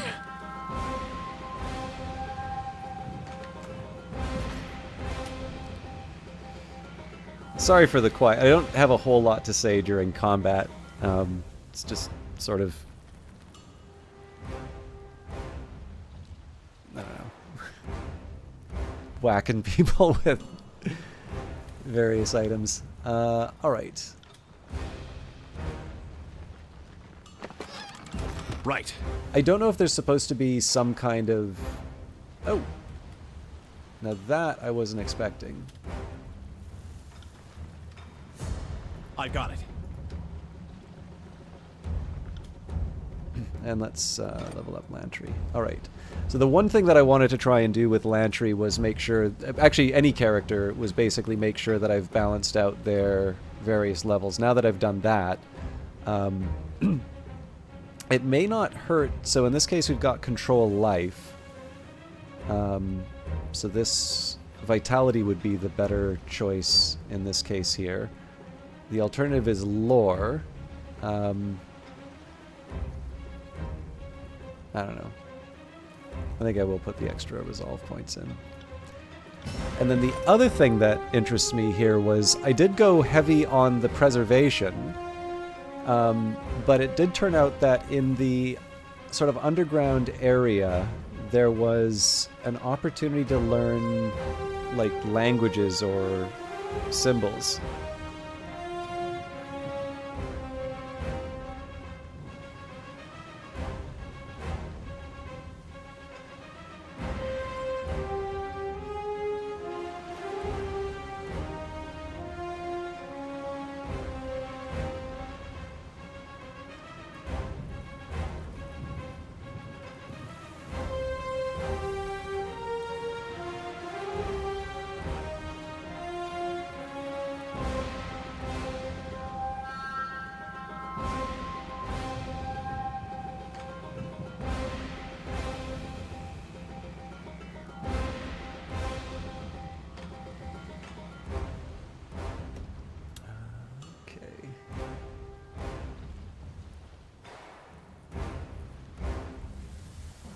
There we go. Okay, so grants Lantry hit precision and the ability to decipher ancient languages, a useful skill for discovering new magics during travel. So we'll start with Watcher's Judgment, and then move down the paths.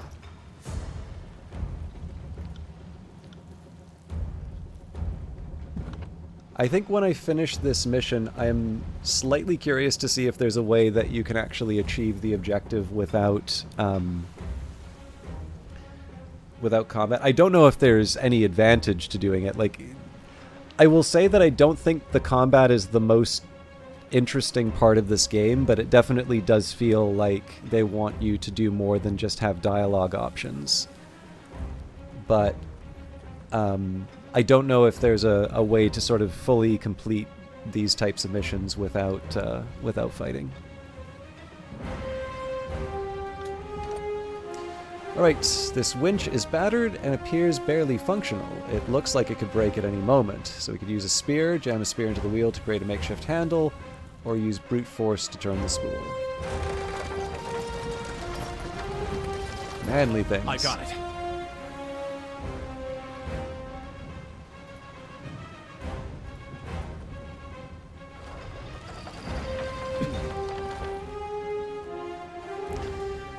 Alright, friends, let's actually prep for combat this time. I also notice I've got an empty spot here. So, Aerostorm... Okay, this is actually very funny. I did not realize that this is what it does. So, Verse fires several arrows into Barrick's armor. When the last arrow strikes, Barrick roars and the arrows burst out, striking enemies nearby. I genuinely love this idea of Verse just firing indiscriminately into Barrick.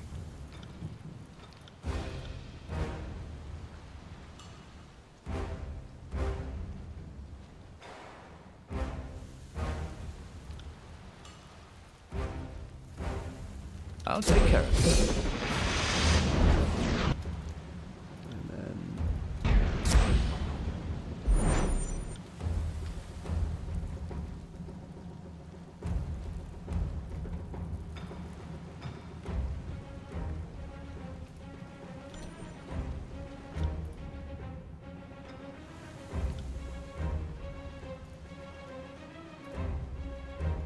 Oh!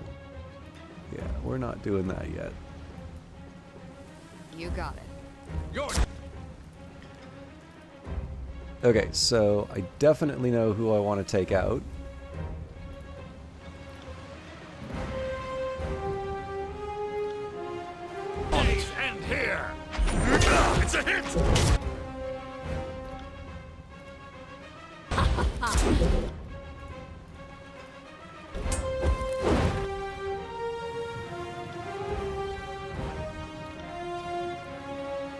At once. I wasn't planning all of this to sort of land as Feeling so great. quickly as it did, but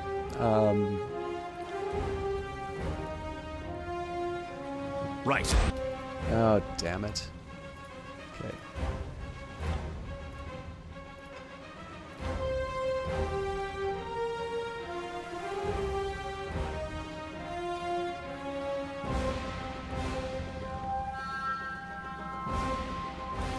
Flawless. Good work. There we go.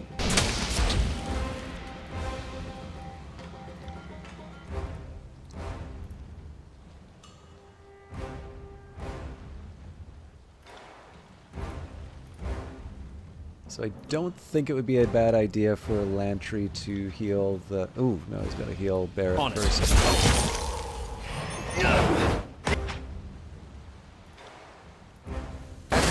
Feeling.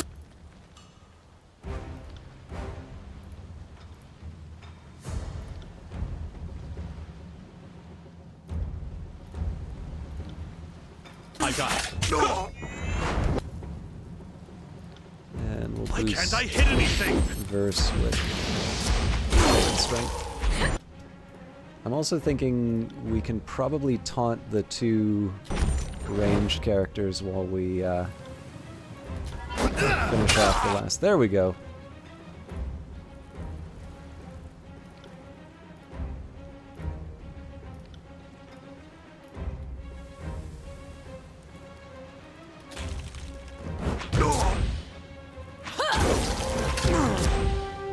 Okay, that's a concern.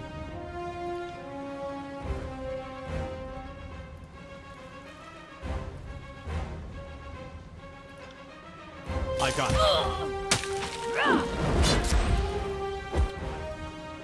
Quicken? There we go. And honestly, the best thing I can do right now is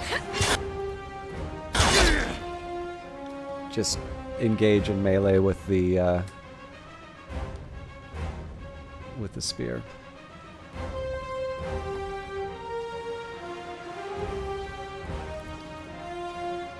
Okay. False Pit. So in this case, I want to keep the Fate Binder alive.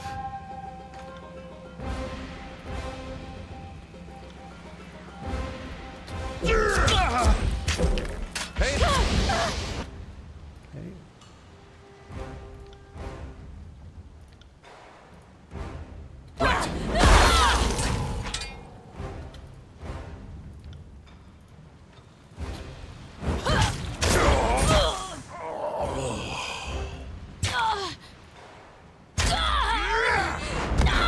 I got it. They'll probably get the heal. Yeah. So heal. It would have been slightly better if they didn't do the heal, but we'll. I think finishing this Damn thing couldn't pierce claw. is a bit more of a formality at this point. And we know that we'll heal after the encounter, so. Two-handed weapons +1.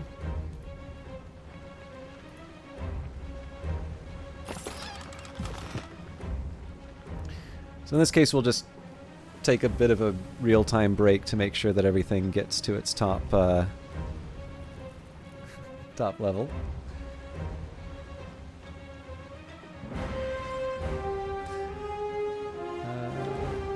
Sorry. Just have a quick quick message.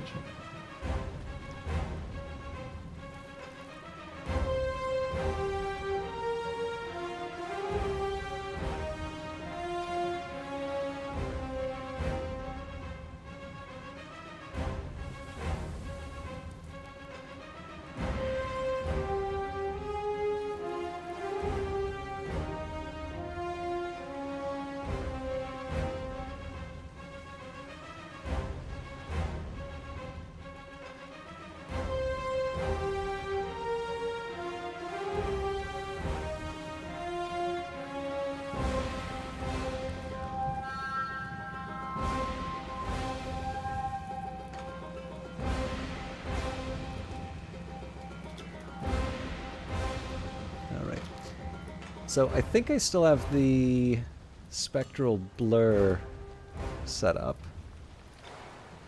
Actually, it doesn't look like it's active anymore. Graven Ash protects. But kind of the same idea. We'll run Barracan first. And then if I can peel off the rest using Verse.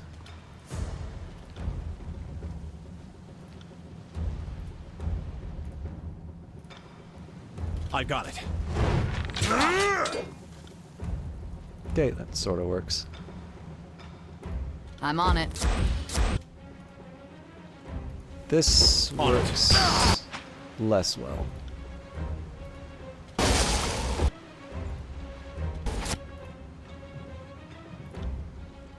I'll take care of it. You got it. Alright, so that makes me quite sad to see Verse just kind of run through a bunch of attacks like that. But I'll just get the Fate Binder to... At once.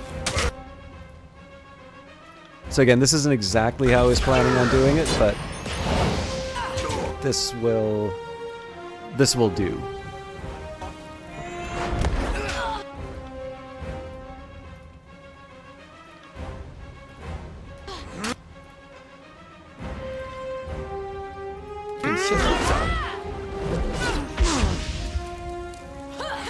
This weapon is entirely worthless.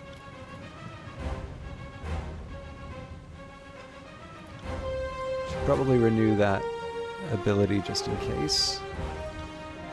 And it'd be nice to have Verse and the Fate Binder combo, but I value taking these out first. Apologies, See if we but can I can't. finish it with a thrust. We don't.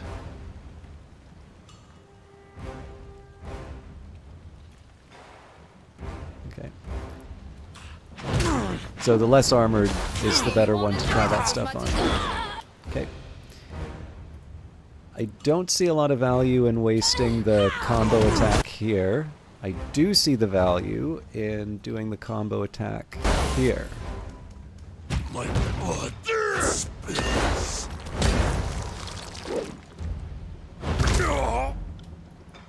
Okay.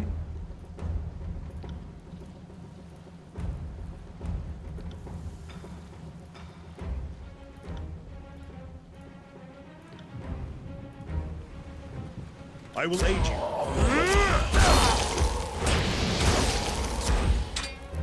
Damn thing couldn't pierce cloth.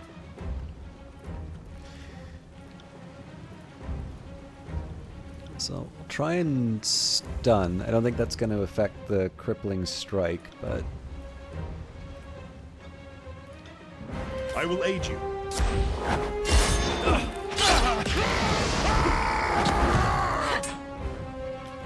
yeah, it's just hard.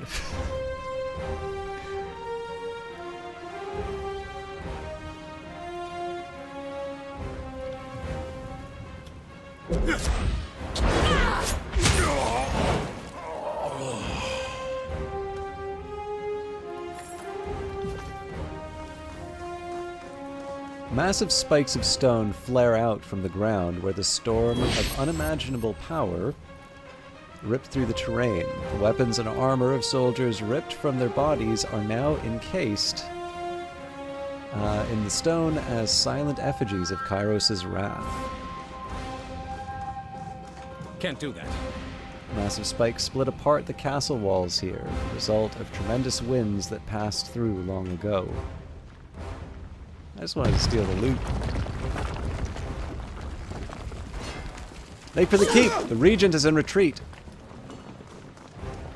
To me, fall back, but defend the keep at all costs. Heads up, we have... Interesting. Alright, we can't get the loot. Alright.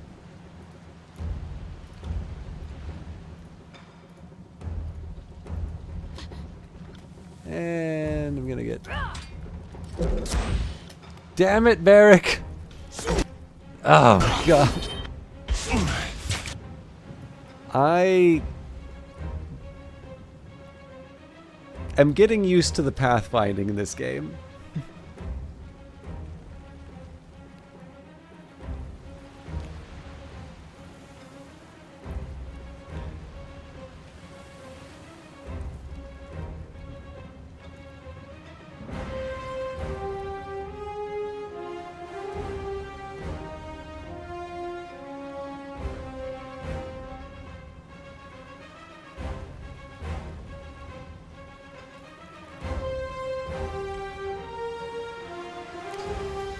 Okay, Lantry will waste a heal.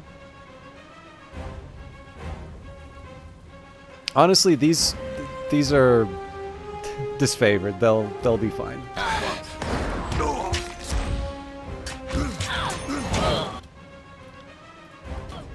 Stalwart prevails! Bleed out a little. Ready for another?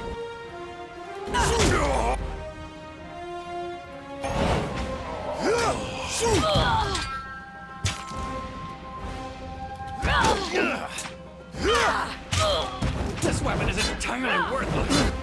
I should probably still be using the variety of abilities that I have.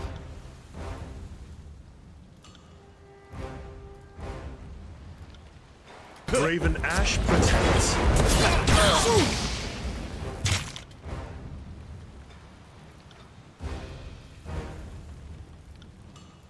Will do.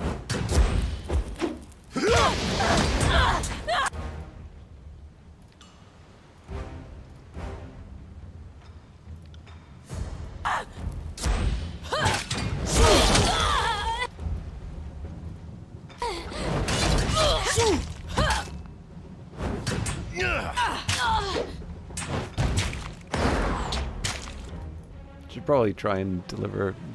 I don't know if there's a difference in terms of experience if the NPCs deliver the coup de grace or not. Alright, that works.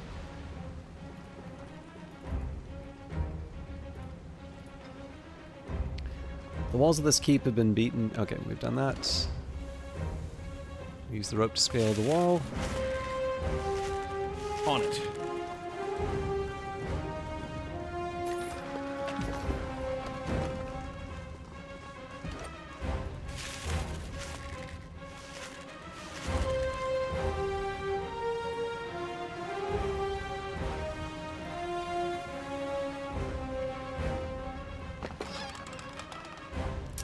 Crashing Thunder. These plans describe the creation process for a two-handed hammer called Crashing Thunder.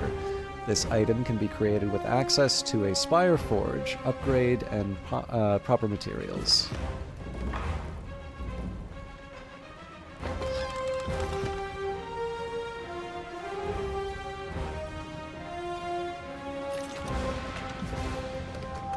I think at this point I'm going to do a quick save.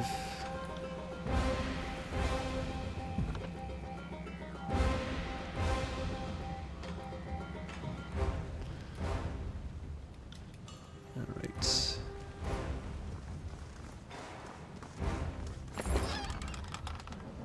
An elegant staff.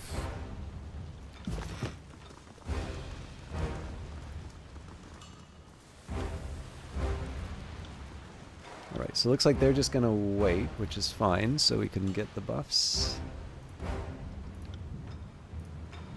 I'll take it.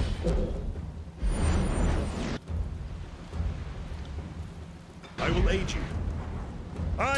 Okay, a few more. Hold them back. Protect the Regent. Best if I take out the bronze armature.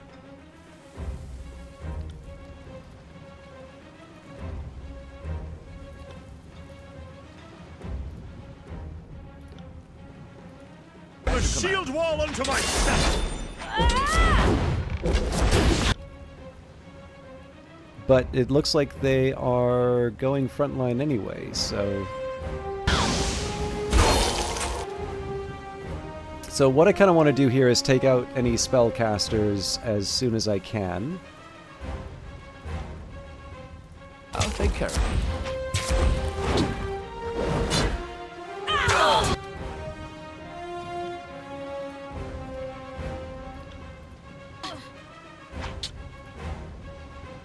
So I'm not crazy about the Fate Binder taking that kind of damage, but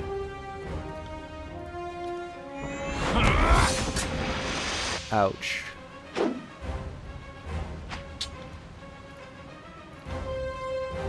Not a problem, boss.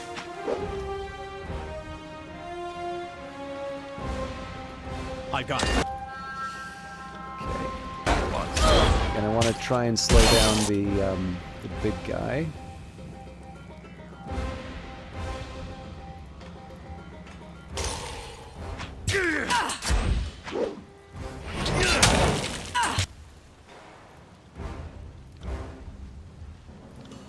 Whereas I want to maximize the damage on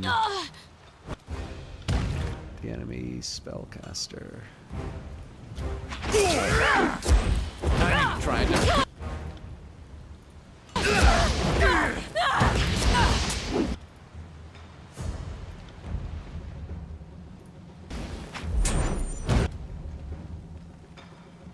Okay. Oh, hang on. Nope. More than one spellcaster. Not quite how I was planning on handling this, but...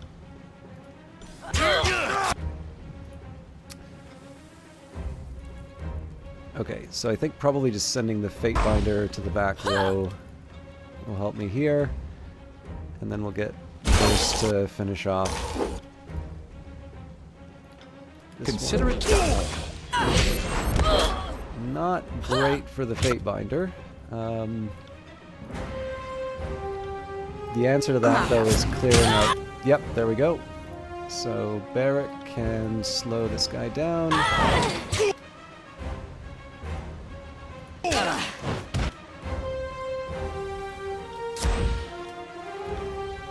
It's our best for now, and then let's... Will do. Help me if you can.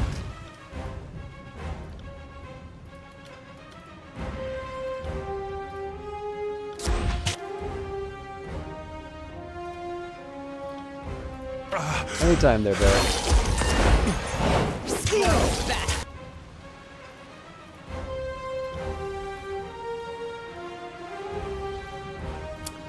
Not so good for the Fate Binder, though, although hopefully they can take out the...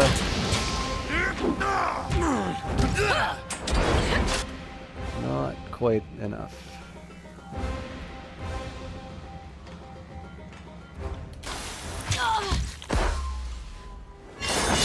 I'll be... Good work. Okay, works.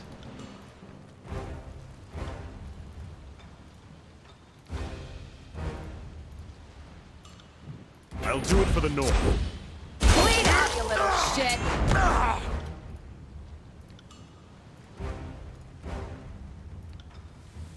On it.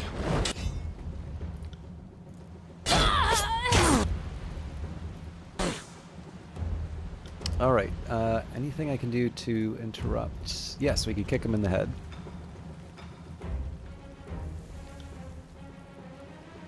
It's probably not time for that.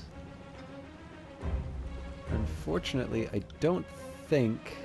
Yeah, I don't have any interrupts from Verse. This weapon is entirely... Alright, that works. Excuse me.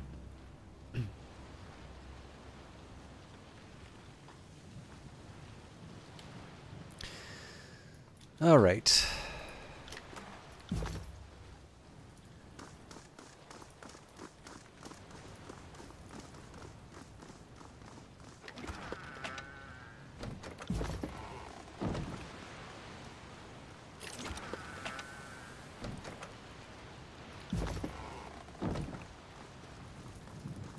So Fate Binder has an extra level.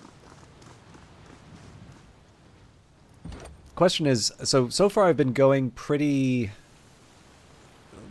Like, I've been casting a pretty wide net in terms of the different different abilities. I've definitely been going heavy on lore. Lower ability and spell cooldown's not bad, but on the other hand, I do also want to make sure I have stuff like, you know, like might, attack, and ability, strength, endurance, defense. Like, the majority of stuff I have been doing, yes, I've been casting a few spells, and certainly being able to do things like quickness help me with the, you know, help me with the kind of keeping the rotation going. There's a small argument for wits just because of the lore.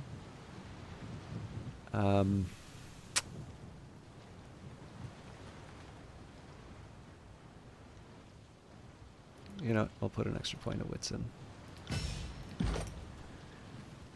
And then, yeah, we did kind of do everything down the power tree.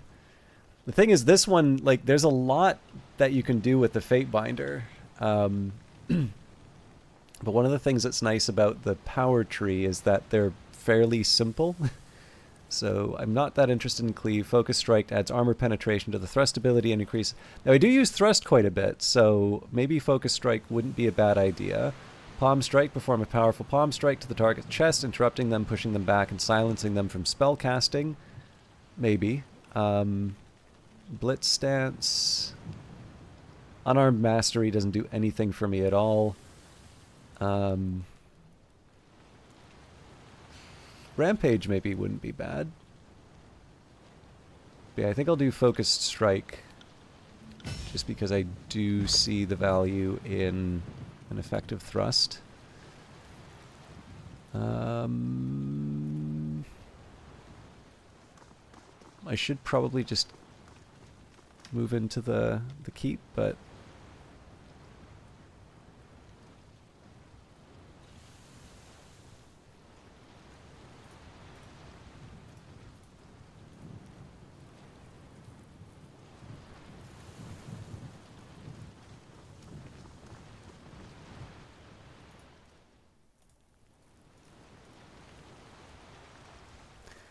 right.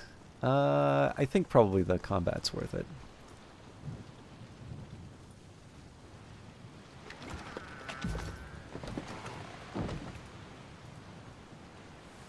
One thing I'll confess I've never quite been able to reconcile in these games, like the idea of camping.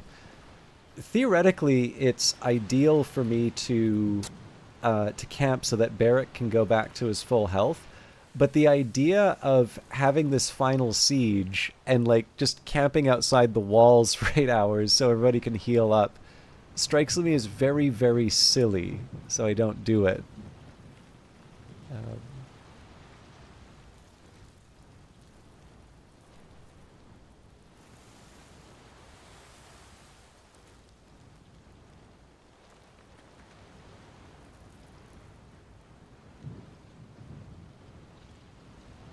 Sorry, one sec.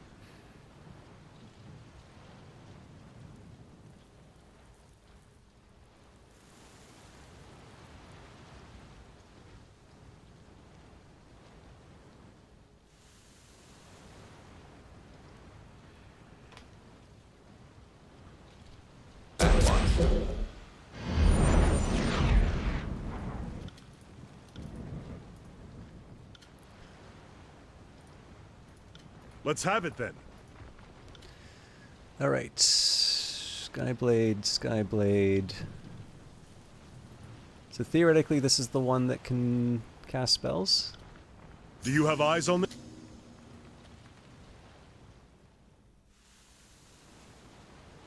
Barrick has discovered something. What? As long as it's not a trap, I can live with it. Alright, so this works slightly better.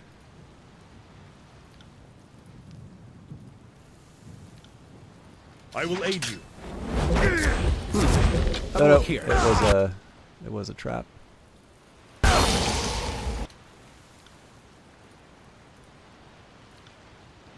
At once.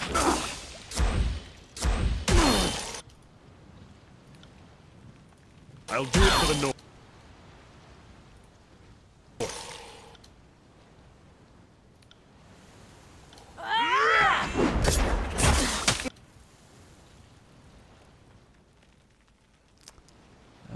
So the only catch here is I don't think I have a good way of hitting that Feels like my blood is on. row. I'm on it. Right. Entry, help. So I guess our alternative here is to knock him down in the back. Starbright Knight, good to see you. How you doing? All right, not so good on the blinded. You got it.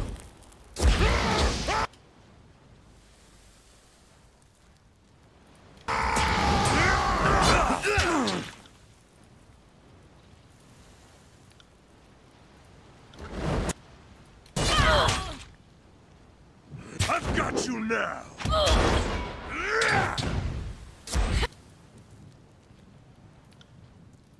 I'll take care of it. Okay. I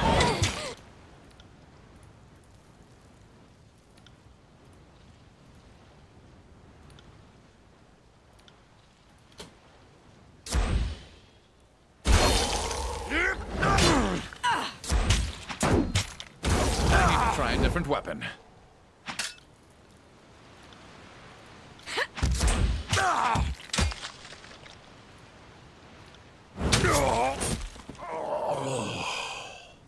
On it. Ring blade. Basically better at everything except the armor penetration. But the thing is, armor penetration is actually something I kind of value for these, so. Randomly tried the piano that's in your house today. Figured it's here, you're here, nobody else was here, so why not? It's hard, we'll try it again and become okay-ish at piano. That's great to hear, Starbright Knight. I actually, so, did you take any lessons when you were younger?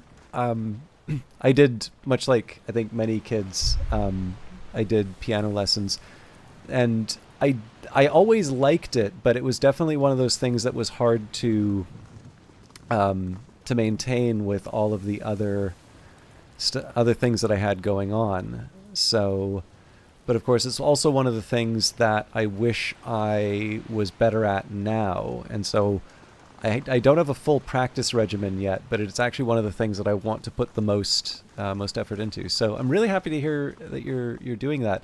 From what I understand, there's a couple of subreddits that are quite good at instruction as well. I definitely appreciate the instruction that I had because I feel it does a slightly better job of... I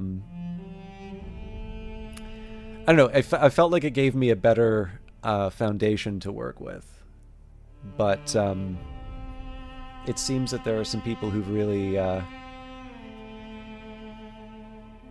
it feels like there are people who've been able to get to a degree of proficiency without the higher...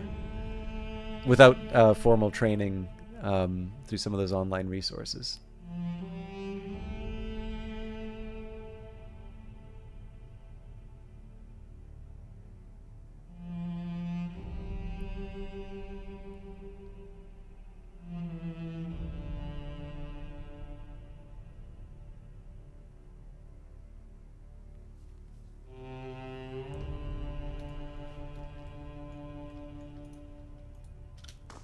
Do you have any particular songs that you're looking forward to doing? Yeah, I mean, so far as I can tell, that's always something that's left to professionals. But I'll also confess, like, I know, like, as a kid, the piano that I was on was, like, practicing at home, definitely out of tune. Like, it just sounded different when I was at the instruction. I've been waiting a long time to finish what we started, Regent. You've sat with your cowardice and shame long enough, haven't you? He draws his weapon. If you beg me for death, I'll make it painless. And here the disfavored go on about the honor and glory of war. They're just principled butchers like the rest of us. I don't deny that we take satisfaction from our work, but it's never anything beyond that. Work. If you want to see me on my knees, you'll have to prop up my corpse for the delight of your inbred cohorts. But don't speak to me of cowardice and bravery. Disfavored needed Kairos' arcana to prevail in the end. I'm sure that an army of lice-bitten rats could have succeeded with those odds at their side. You took a legion hostage and didn't have the nerve to meet us in the field of battle, coward. Demetrius advances a step. I will earn Ash's favor when I bring him your head, and no one in Stalwart will weep for your demise. Something in the Regent's demeanor shifts as he catches your eye. So the Fatebinder joins the fray. You must not like your odds if you brought so much backup. Your timing is impeccable, Fatebinder, he gestures to Harridan. Let's put down this sick dog together.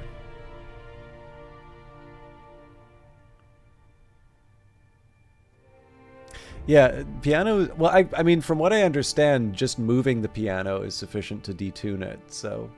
But that's cool that... it's cool that you have the opportunity. I feel like it's one of those things that's nice to try. I'm actually lucky that work has a piano, so I'm not quite brave enough to do it at work, but I like that there's the option.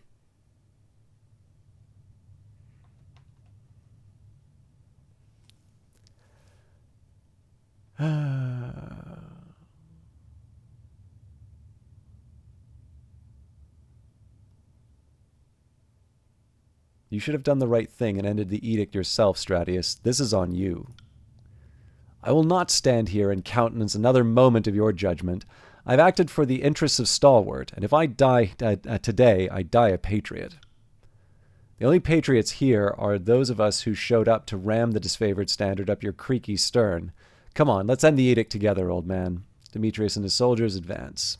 Heads up. I don't see his soldiers. All right. So, I definitely, where I can, want to get rid of the...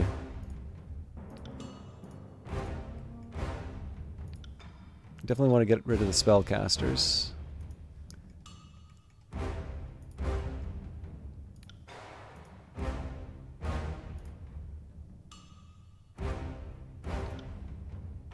We've got it. Okay, not so good there. I'm gonna taunt.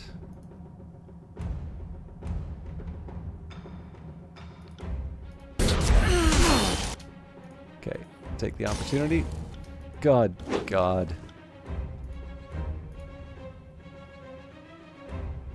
Actually, amusingly, this is exactly who I wanted to take out.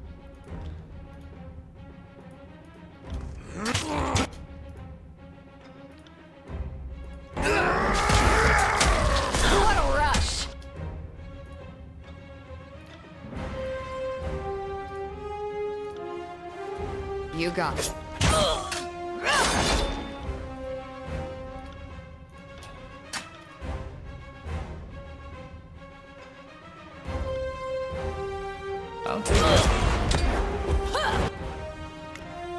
So I'm not crazy about where Versus health is right now. No, sorry.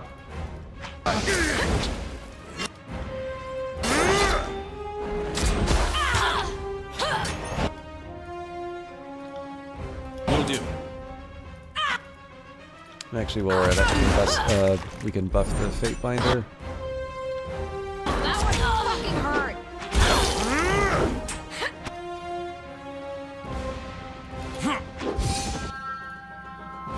All right. Right. Slow them down.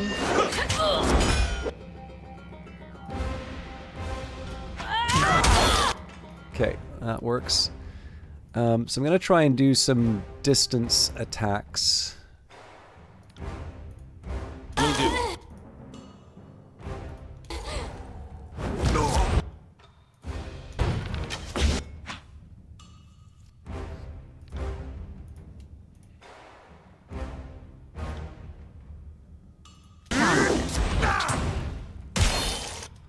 Okay, that's not great for the Fatebinder. I don't quite...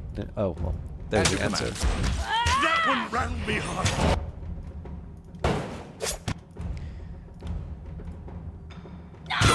So one of the big things is I just need to slow this particular individual down.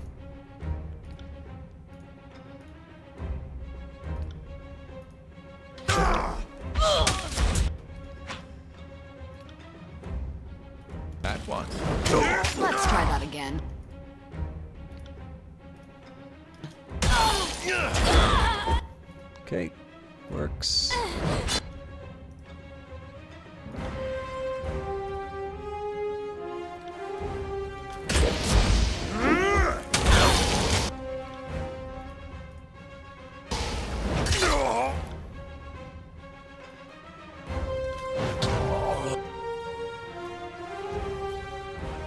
So now probably isn't a bad time to do the heal.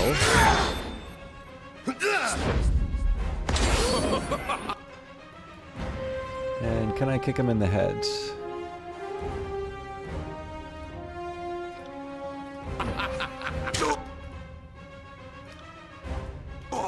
Damn thing could pierce claw. Cool. I need to try a different weapon.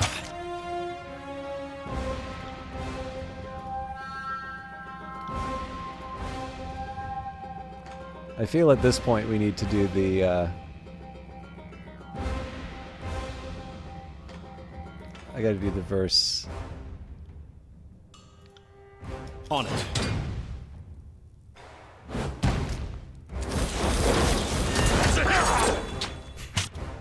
That is actually quite funny to see.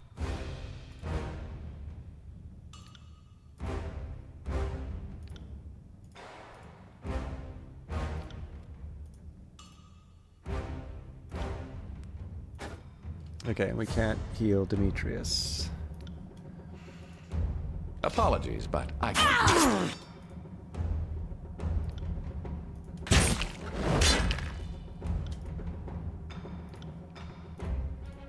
You got it. Are you afraid of death? Can I kick him in the head? No. So I think he gets a free heal.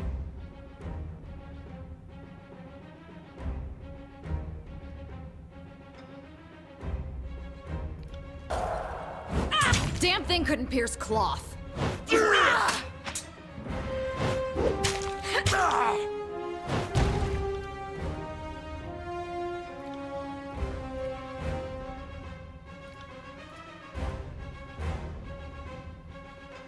I will aid you.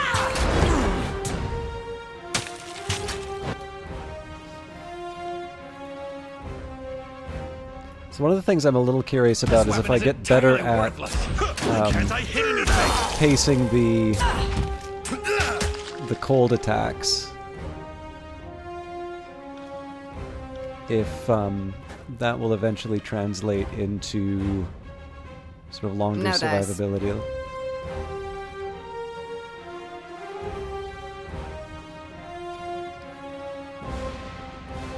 Yeah, well, the other thing too, like, there's something nice. Sorry, Starbright Knight. I just needed to finish the combat.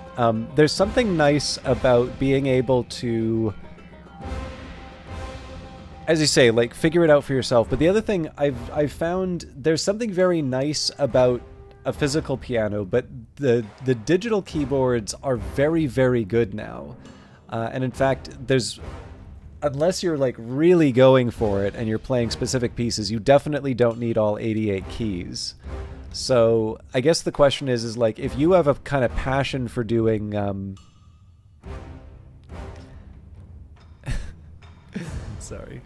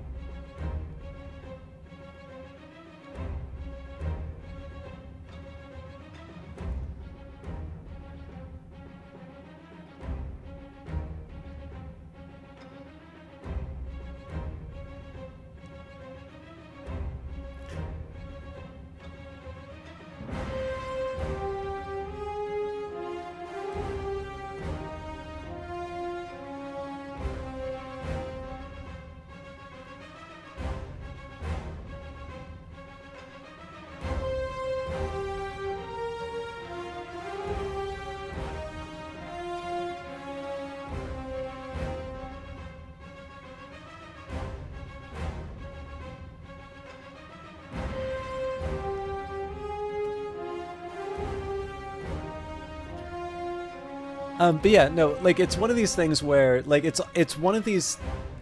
It's like nice to have. It's nice to imagine. But I've always sort of felt that if you have a passion for what you're doing, or if you have a passion for the music, you're gonna find a way to express that, even if it's not like the quote unquote perfect instrument. But I'd love to know how it goes. The Regent lies on the ground, bloodied and defeated. He extends his good arm and drops his weapon. If only I had the breath to spend defying you, but I fear the fight has left me. What a moment to witness, the last of the stalwart defenders shattering under the disfavored boot. Demetrius beams with pride and rears back to kick Harridan in the head, but stops himself. I'll give you the honors. Let's kill this wretch and put an end to the edict at last.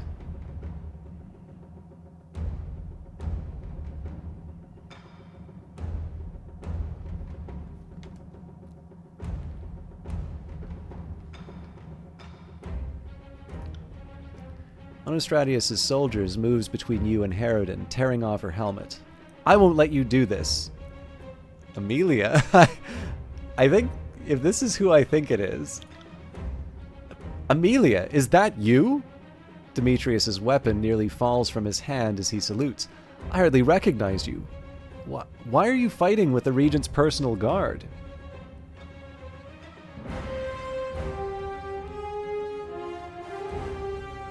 Dravenash protects.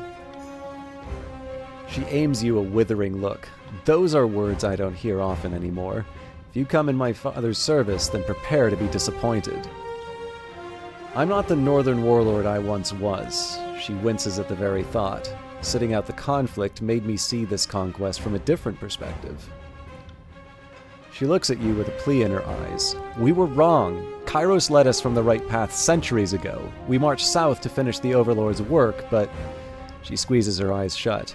Don't you see that the tears are the last chance for us to make this right? Amelia, Regent's voice softens. You don't have to say anything further.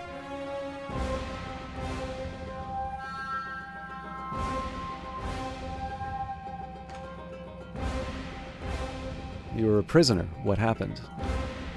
This is no time for a story, she glares. Not while we have our blades pointed at each other. If any of us survives this, which I suspect isn't likely, I'll tell you everything. But right now, you need to stand down and back away from the Regent. The Regent is beaten. The keep is ours. Will you cooperate? Never. I know what atrocities you and the rest of Tunon's ilk are capable of visiting upon us. I know what my father does to traitors and deserters. My father... Her voice catches, and it takes a moment for her to find her words. I love my father, but it's nothing compared to the love I felt for the father of... Amelia, please be silent! Stratius looks to her with desperation. It's over, you understand? I'm dying. Save your strength for more important things. He turns to you with a resolved expression, and you know he's almost lost too much blood to maintain it. I am the last of the Regents. If you mean to end the Edict of Storms, then I accept my fate.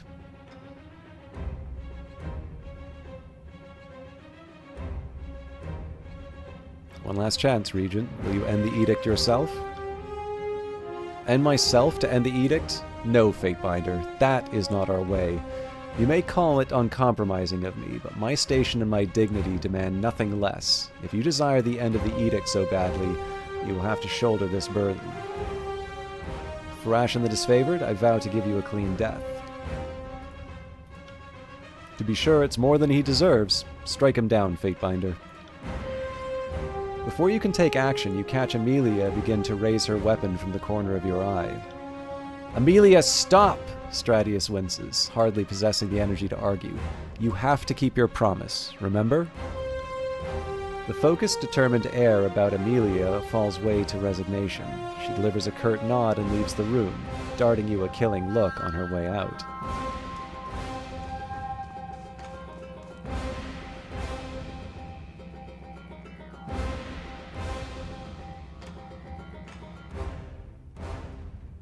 Amelia disappears into another room, unwilling to watch what you're about to unfold.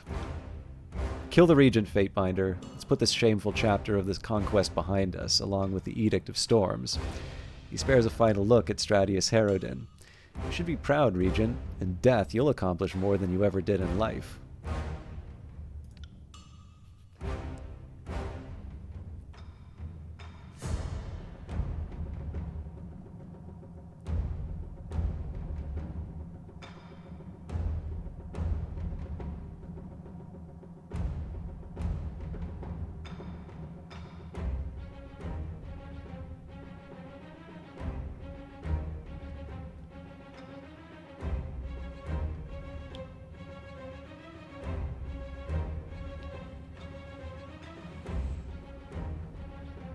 You'll excuse me if I disagree, you northern pig. Stratius looks up at you with hope and pain in his eyes.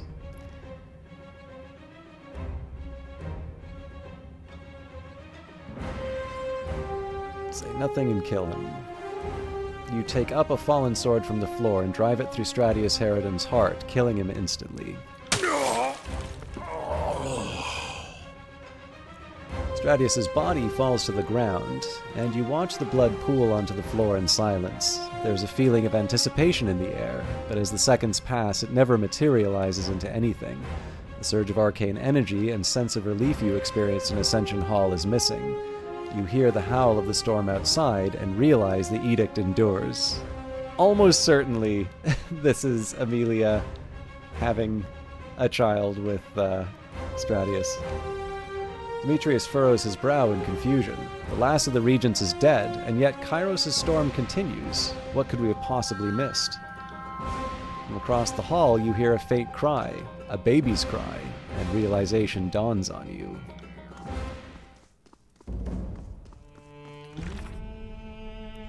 Amelia's child is the last surviving regent and the key to Kairos' ongoing edict. Kill the baby or find another way to end the storms.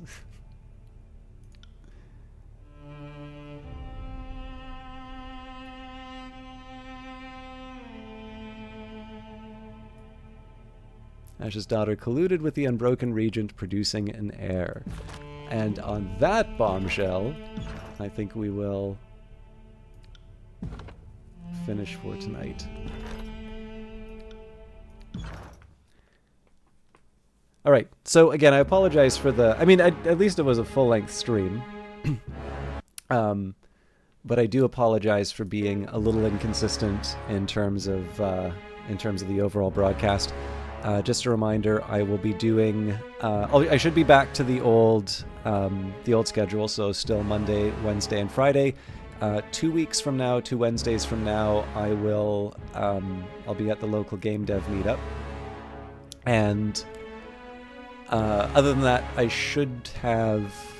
The only inconsistency is obviously the start times. I'm still working on those. And as I said at the start, I will be doing some more Cyberpunk on Fridays. I just need to figure out how I want to balance that against Tyranny. So, but all of that will be resolved in the coming weeks, I think.